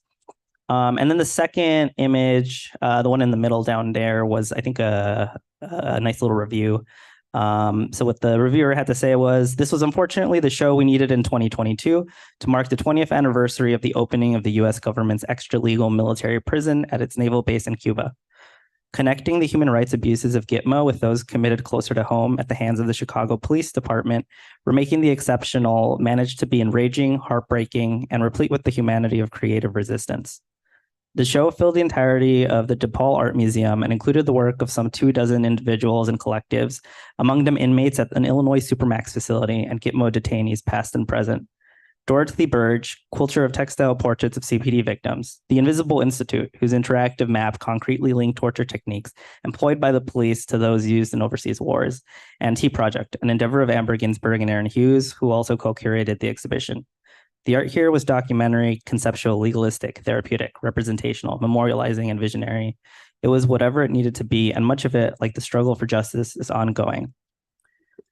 So Chicago is frequently a site for piloting military police tactics and technologies. Normally what you start seeing piloted there will be spread out through the rest of the US afterwards, not like Atlanta. It was certainly the case in the 70s. It still is now. And it's, I would say, a very important site of struggle. And finally, I'll talk about the last image on the bottom right.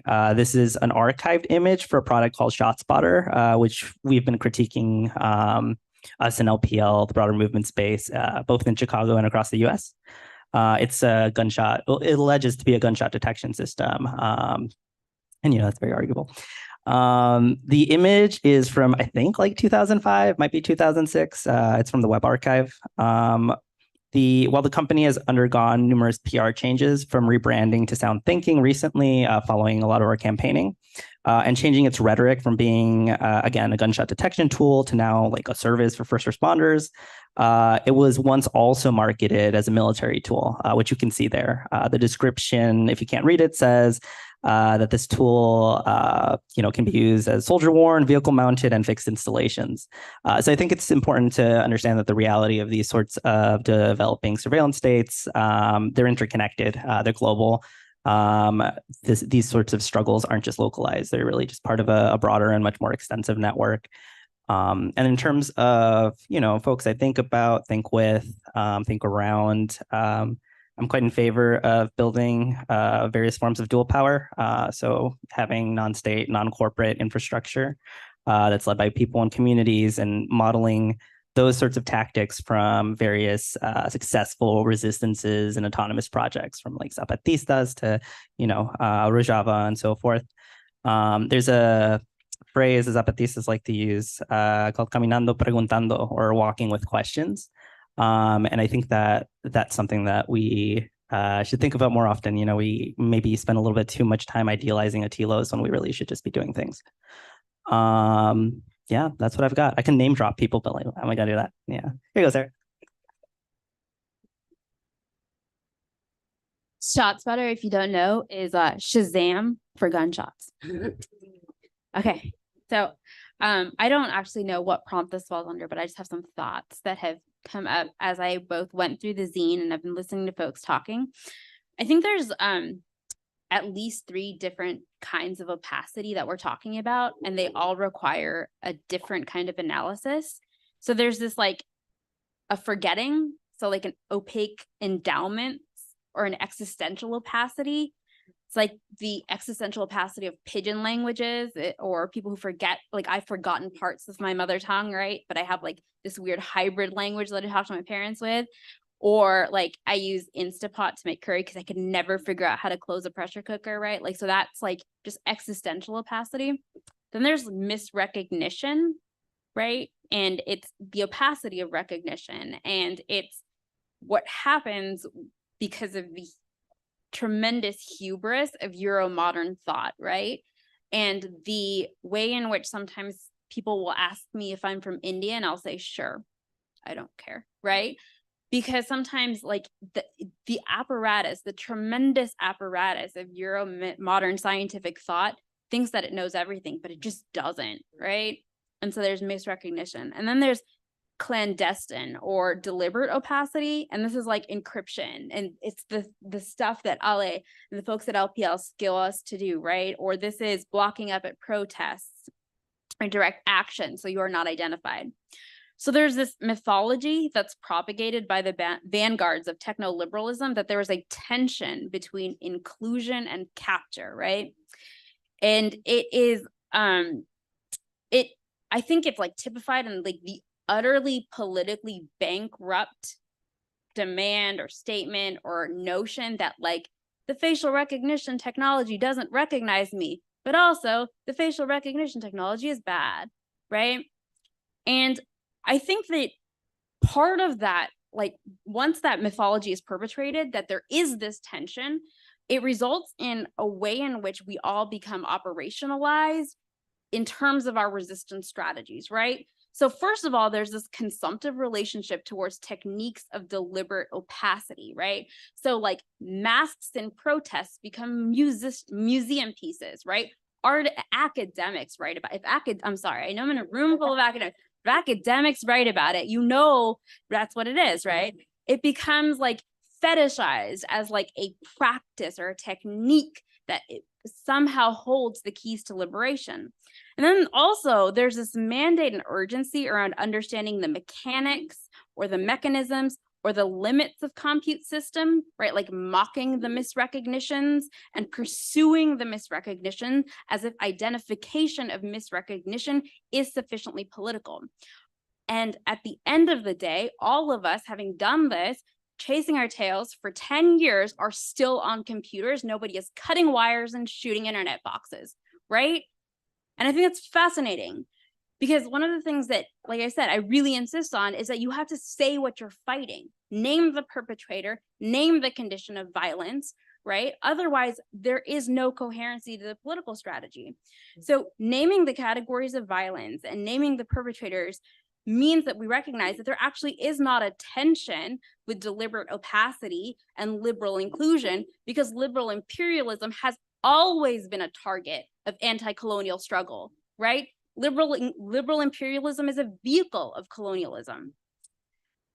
It's also recognizing that capture has always been the modality of European colonialism. It doesn't matter if they're doing it with algorithms or if they don't know who you are, they're going to do it anyways. And I think that's been the most, I want to say, heartbreaking but necessary realization since October began, right?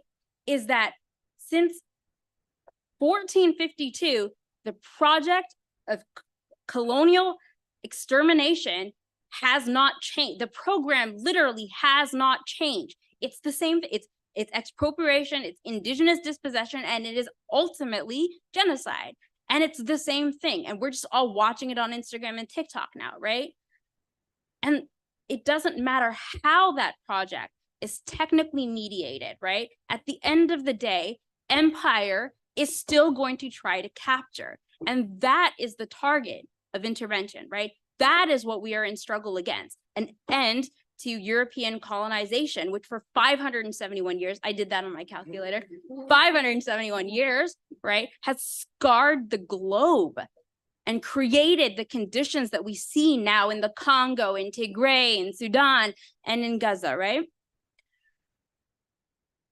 Ultimately, surveillance is three things happening at once, right? It's like a cultural practice of observation, and that observation takes on many different forms, and there's different ways in which you can do it. It's the databasing of observational data, and is the establishment of technical and political conditions whereby the products of that database become a synecdoche for truth, right?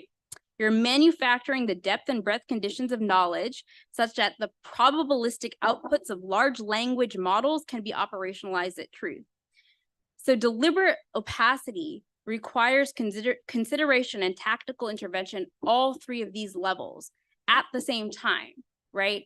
So it's not just the very, very superficial, I want to say like costumes of anti-surveillance or whatever that is, right? No, it is, we are making interventions on what the depth and breadth conditions of knowledge are. And we've now reached a global consensus, a popular global consensus, right? That this is the end of empire.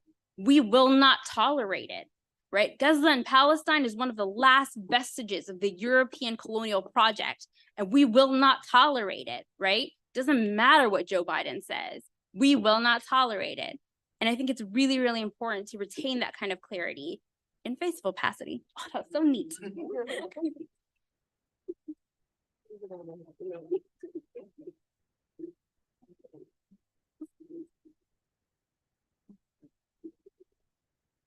Okay, I think let me go to slide.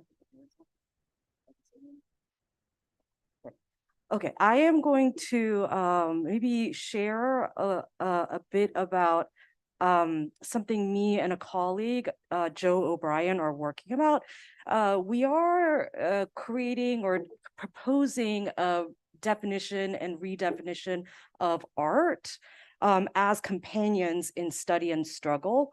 So I'm just showing the definitions that we're working with here, so you see what it looks like, and then maybe you can just show the other artworks too, and then the ones earlier. Okay, so I'll just define them. So the first one was artwork with the all of the words together, or art and work together. We are thinking about this as the disciplined object, the object produced and plotted on the timeline of singularized art history.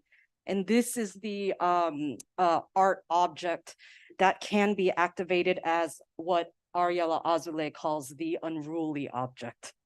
And then there's the word artwork that has a space in between art and work.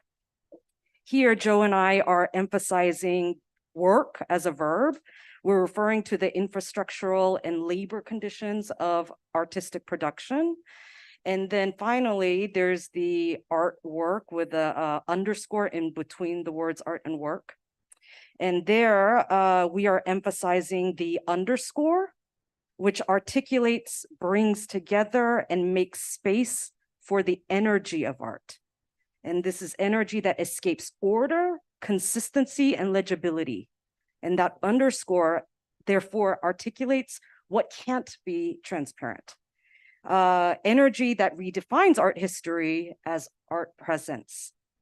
And energy that grasps for a space-time that is joyfully relative and enthusiastically temporary, often in fugitive movement under, with, and from arts infrastructures. So I'll end there.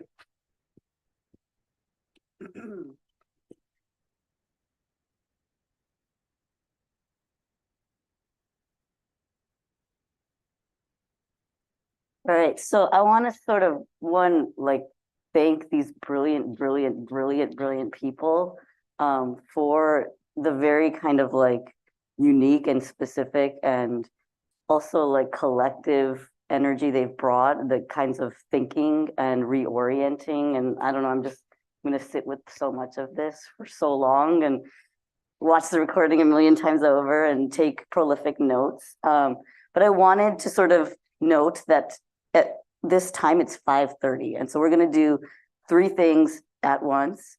And so we're gonna just make it happen and we're gonna scurry out at 6, like I promised, fourth space. So we are going to open it up to Q&A. We're also going to open up the reception.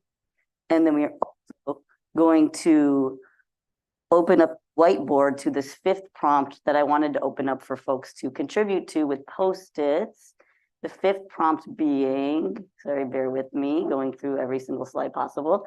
What kinds of strategies and forms of study are you, the audience, most invested in pursuing given our contemporary moment?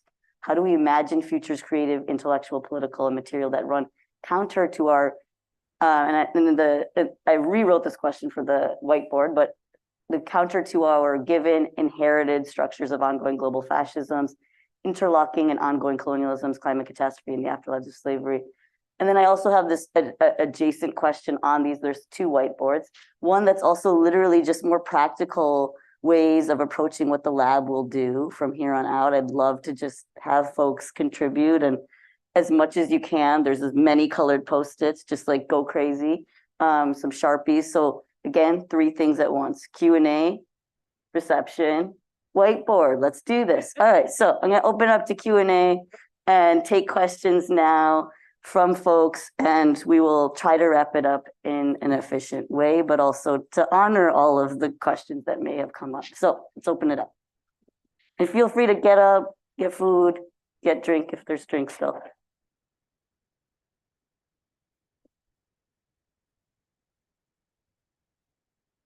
If anyone in the space has a question, please feel free to raise your hand. We'll get a microphone to you.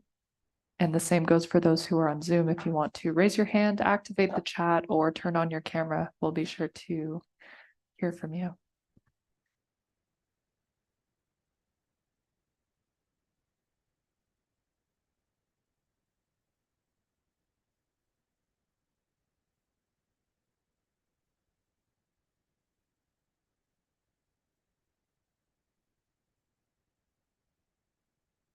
You can also open it up to each other, asking each other questions too, so that we can have as many people.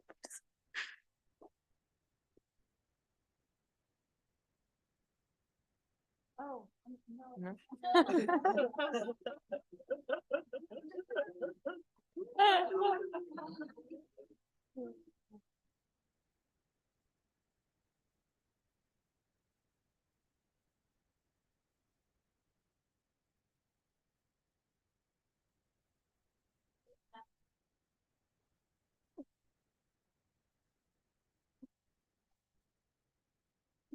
Thank you all so much. This is really an amazing conversation to be witness to. I'm a participant in ASA, so I come not from this place. And I wondered if you could just speak a little bit more about the ways you imagine activating the Dark Lab, or some of the programmatic or discursive questions, materializations that might become a part of it.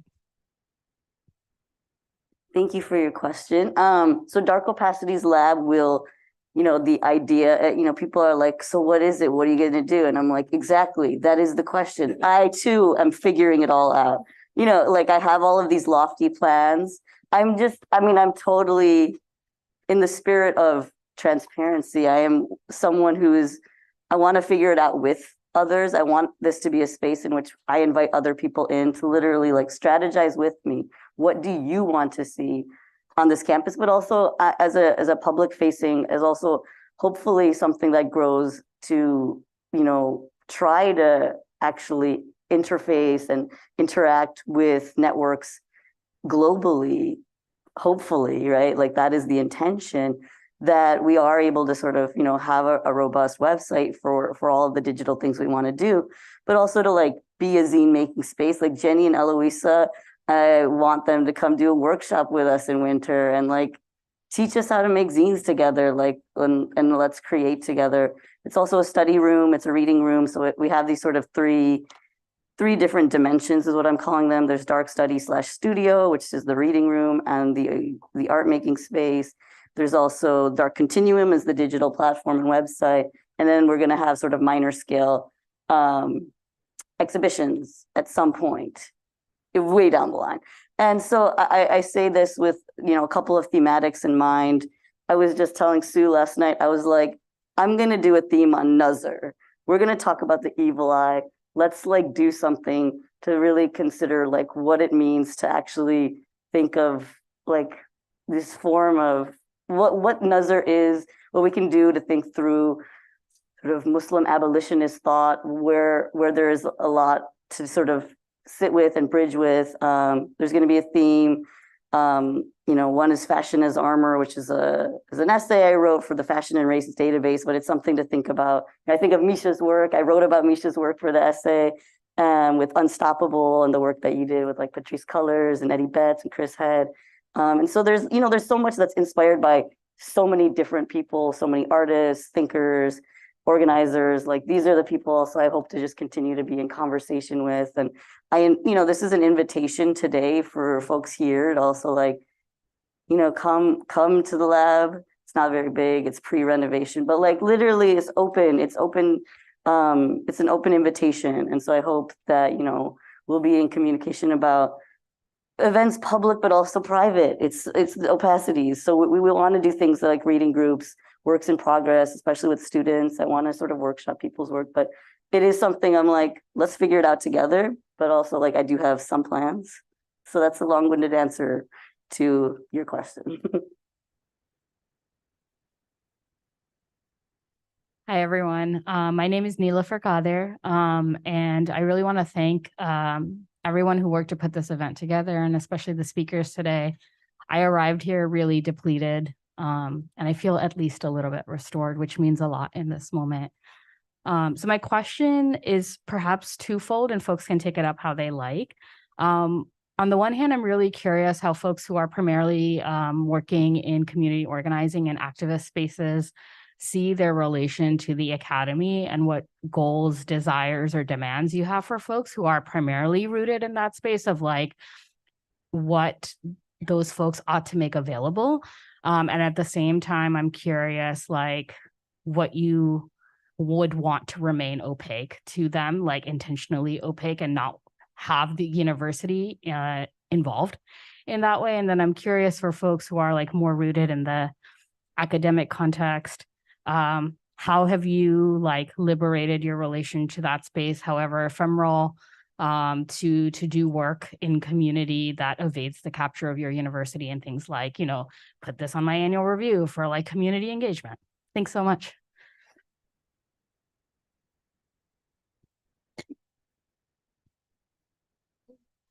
Me? Sure. I'll start out. I'll try. What do I think about the academy? I'm a big nerd, but I'll be honest. I think it's functionally a tool of Western imperialism. There might be some pockets of resistance, and that's always great. But I think, gosh, we're doing some research right now. I can't talk about it too much at the moment, but we're looking into how government grants fund policing research in the U.S. And how those sorts of like interests are really just sort of maintaining the production and manufacture of, so-called epistemological work around policing. I think it's not unlikely that there are various other bodies of literature that are functionally just like, following this large influx of money through state level of grants. And that's something to be explored further. I don't think it's something we really understand too well from like researchy sort of standpoint. We saw some of it with explorations into climate. And I know in the US, at least, there are like labels on research that's produced by like oil and gas groups. You don't really see that in policing. You don't see that in other sorts of spaces. So I think, to Sarah's points from earlier about just like having this like anti-pragmatism, I think it's also just like the realization that A lot of knowledge making isn't really objective. I mean, I don't think it ever really can be. But it's usually driven through some sort of political or economic interest, and that's something to be interrogated further. I'm not sure how much more I can add to that. Do you want to jump in, Sarah? Do you want? Yeah, I picked up the mic earlier because I came in with a request of this lab. So I was like, oh, this is the time to do it, right? Because I've been thinking a lot about this. I think it was like 3 or 4 years ago. I was in this reading group and we were reading through Black Panther newspaper archives. And I encountered an article about a riot computer. And then I became obsessed and I started reading everything that I could within that archive about technology and politics, and recognizing that though I was at the time participating in a predictive policing campaign, that campaign had an antecedent from 1961, right? And that the Black Panthers had a technopolitics, and that we lost that knowledge because everyone had been telling me that this moment is unprecedented. And I was entering into these organizing contexts thinking this is an unprecedented moment. But no, not only is it not unprecedented, the only reason that I felt that way was because the US federal government systematically assassinated the leadership of that organization and essentially robbed us of our inheritance and our knowledge, right? So I think, like, you know, organizers oftentimes have like a really antagonistic relationship to academics, because sometimes it's like very much like, you know, you study us like anthropologists and then you make a lot more money than we do. And it's just like weird, you know, like it's weird. But like, you're scribes, right? You are the scribes of society. So you get to recreate those broken institutions of knowledge for us. And so I don't think it's about like asking us, how do we do this in a way that it's also woke? I think you have to figure that out. That's your job. Please figure that out, right? Use this lab to experiment with figuring out, like, make spaces where, you know, you can only get in with a handshake and you know somebody in a password, right? Whatever it takes.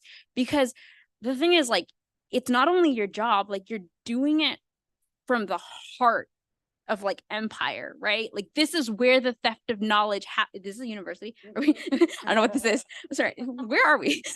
Okay, whatever, right? Like this is so the kind of surveillance that happens here, that's the laboratory to develop the techniques so that we can recreate the institutions of knowledge that we need to survive, right? So please figure it out. That mandate is on you. And you're the ones who can do it best, and you have to keep trying it. And you have to recognize that's your unique work in the world, right? We are giving testimony for city council. You don't need to worry about that. We got you, right? There's things happening already.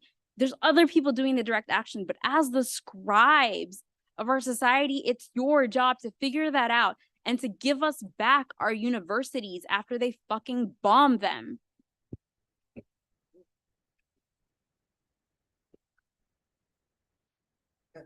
I don't have much to add to that, right? Except an amen.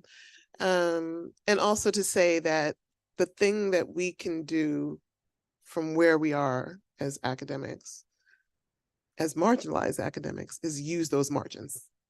And again, if my colleagues in my department and my institution, if they don't understand what I do, that's fine with me. That's actually better than fine with me. It's better that they don't know, but it's more important that I'm doing what I'm supposed to be doing for my work, I think. I had a few thoughts. One thing I've been doing, it's not really an answer to the question, but just informationally, is donating all the proceeds from the sales of this book to the medical aid for Palestine. So FYI. But in a larger sense, I mean, what I've done in my artwork is to, I mean, I took a lot of inspiration from this Argentinian collective called Colectivo Situaciones. They wrote Ventidias about the revolution or the uprising there in Argentina.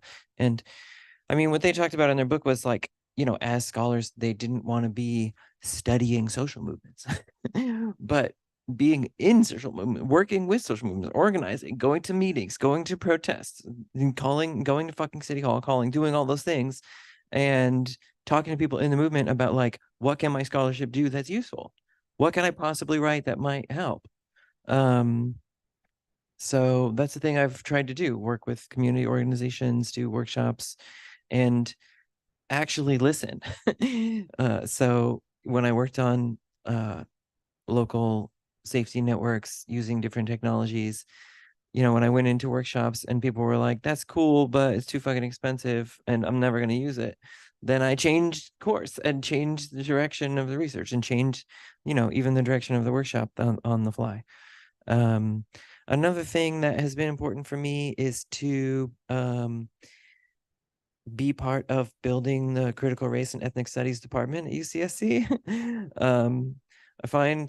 I mean, ethnic studies, I'm sure as many of you know, is a whole discipline coming out of student strikes and the Third World Liberation Front, and demands that we reimagine education, not in the dream of colonizers and slaveholders, but in a way that serves more people's interests.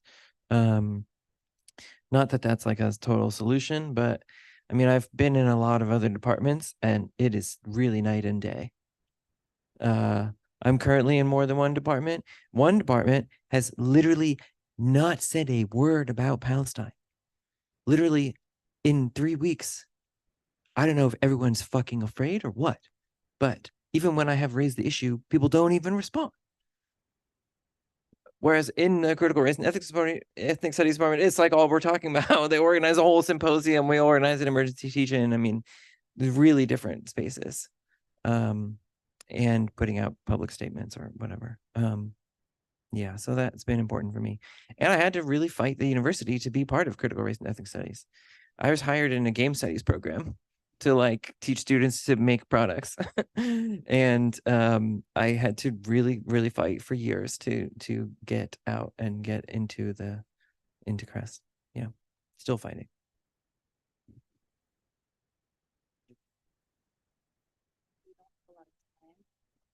Oh, time is short. I said too much. Okay. So maybe we'll do one more question because I know there was a hand, and then we'll just sort of like open it up so that people can talk to each other for the very short amount of time.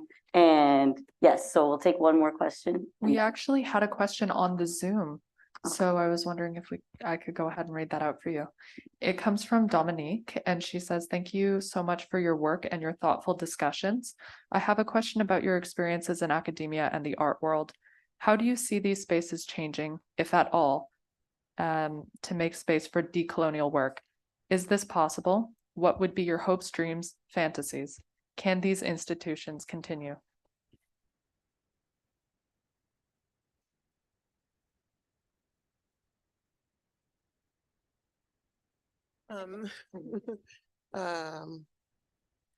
What I've seen changing, I'll say what I've seen changing, and I'm going to speak more about museums than about academia, but similar, is that the deification of all the things, including art.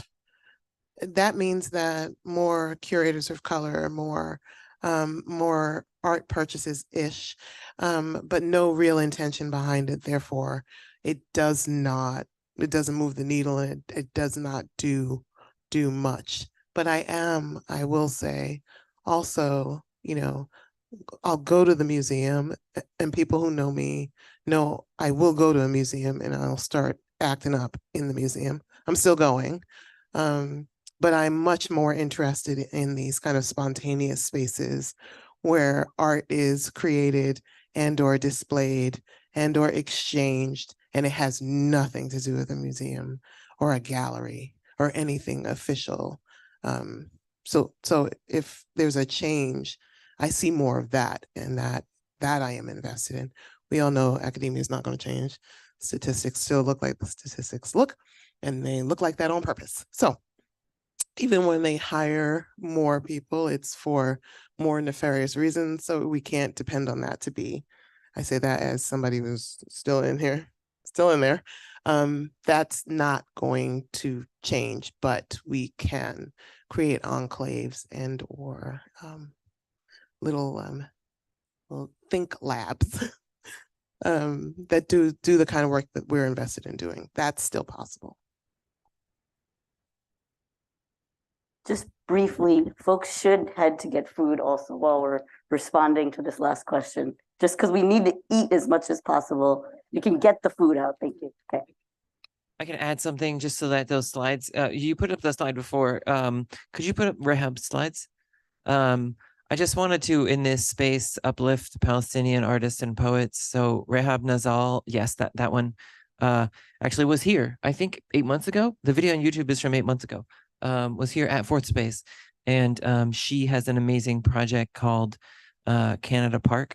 Actually, the project is We the Wild Plants and Fruit Trees, which is thinking about the agency of plants planted by Palestinians after Palestinian people have been forcefully removed. But Canada Park is a really amazing project about the villages of Imwas, Beit Nuba, and Yalu being destroyed in 1967. And then the Israeli government literally created a fucking park in its place, using ecological language against Palestinians and not allowing them to go back to their own land, even though the people that were expelled from there are still alive. So in this film, she interviews people who are from there, and they're like, "Oh yeah, where that tree is, that's where my house was." If you go to the next slide, it shows also the names of the folks in Toronto who funded the Canada Park. And I just feel like part of the answer to that question is like what each and every one of us chooses to do with our time in scholarship. I feel like for years I have been interested and cared about Palestine as like an activist issue and done a little bit, and it was not enough. And I feel like that was a failing. And to answer your question, main thing I'm really interested in studying is more Palestinian artists and poets. Like George Abraham has a really good book called Birthright, which I was going to read from, but we don't have time, so I won't read from. You can look at it if you want. I'm going to wrap things up here. I want everyone to sort of like gather, eat, please take food too. And yeah, we have only a little bit of time, but please let us thank these brilliant, brilliant people with me.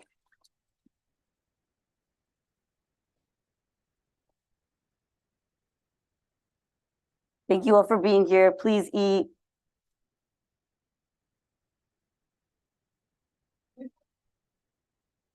Thank you so much to everyone for joining us here and online for this event, and an extra big thank you to Dr. Balbir Singh, the panelists, and her team for making this event possible. We're going to go ahead and close up the online space, and we'll close the physical space here in a little bit. But once again, we thank you for joining us today. Have a wonderful evening.